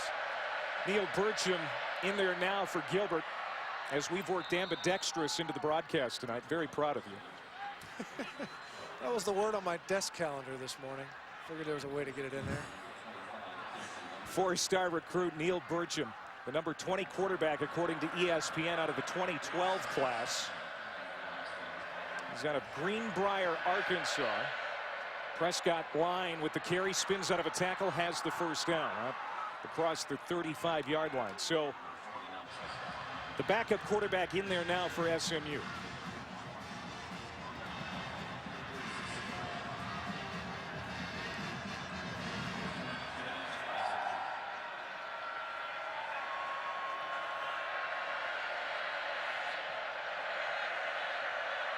Coming up next, Wyoming Air Force.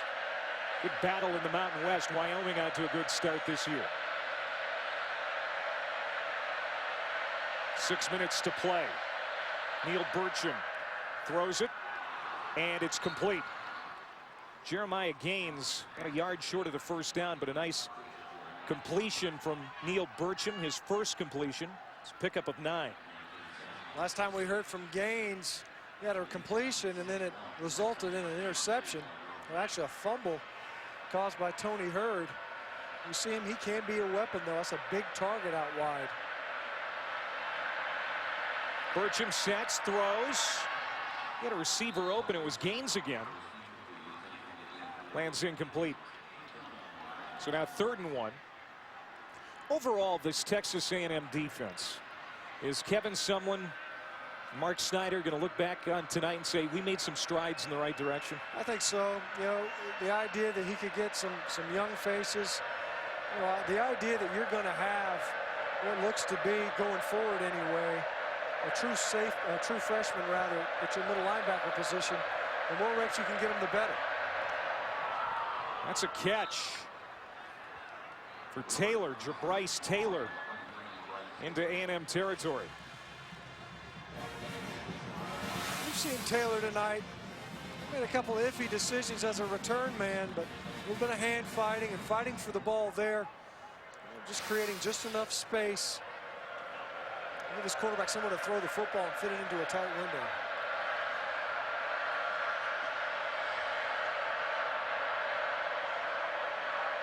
Burcham throws, and a catch made. Ryan Walker, ball pops out. Was he down?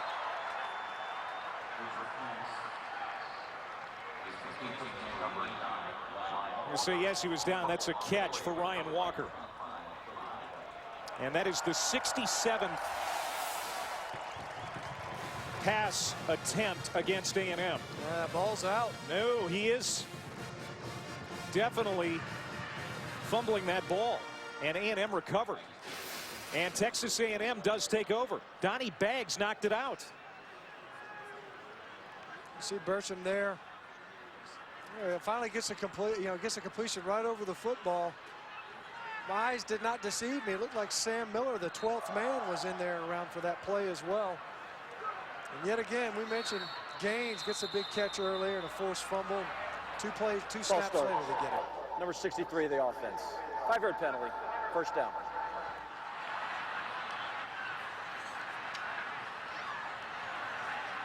False start.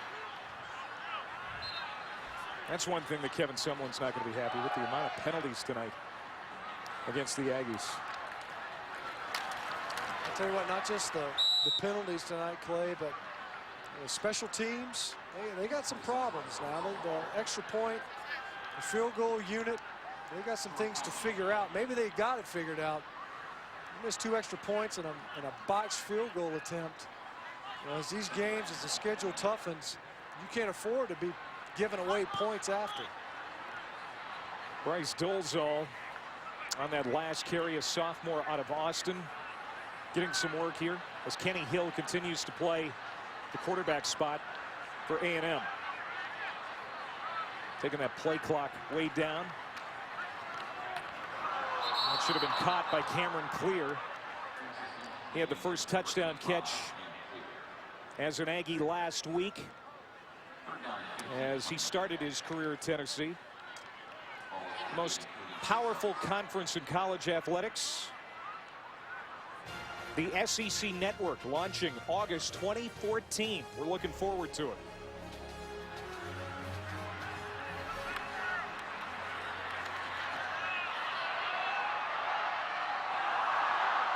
Penalty flags. Pass interference. Jaquay Williams. Pass interference. Number 24 of the defense. Penalty results in an automatic first down. J.R. Richardson going to be called for the PI. Kenny Hill challenging SMU downfield. Yeah, you can see early. He got both of his arms tied up. J.R. Richardson making it pretty much impossible to catch a football if both of your arms are pinned to your sides. Automatic first down. You see A&M. They're still going to be throwing the football. Doesn't matter what the score is. This offense is what it is. Kevin Sumlin says some coaches don't care for it. They'll make personnel changes, but they're not going to become something they're not. It's Bryce Dolezal. 8-yard run.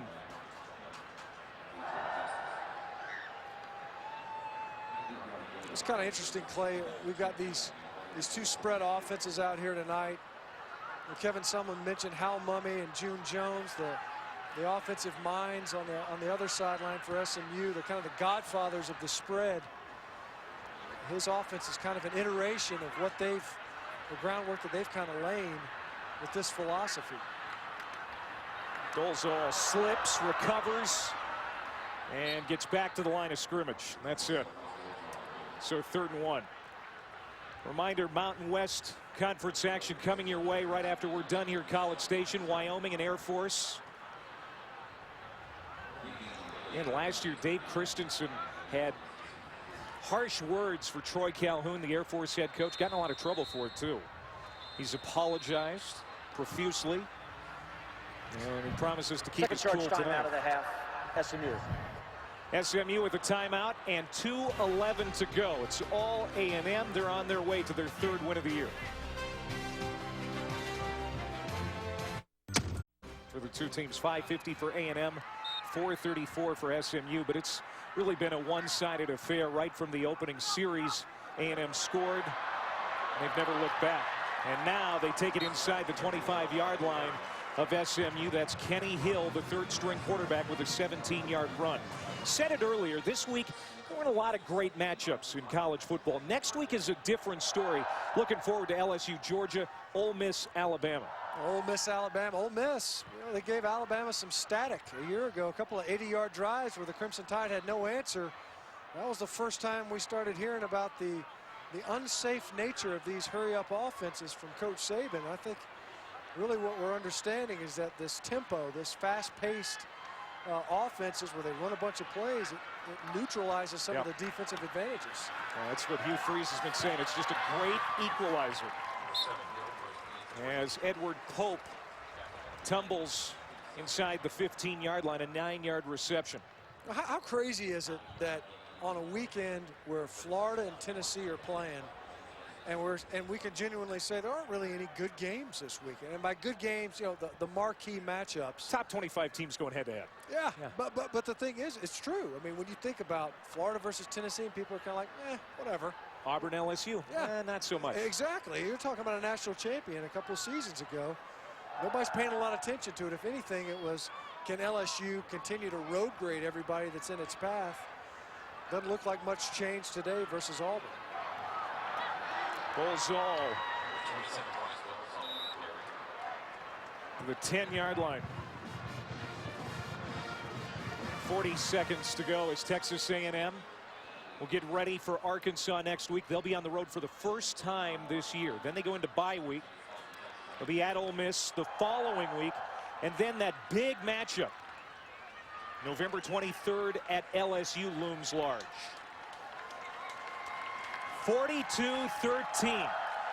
Texas A&M had enough in the tank after that emotionally draining game last week against Alabama to rout SMU again. Johnny Manziel, only one series in the second half. 346 yards of total offense for him and 3 total touchdowns. Good game for SMU, but they fall short here tonight big time. We go to the studio.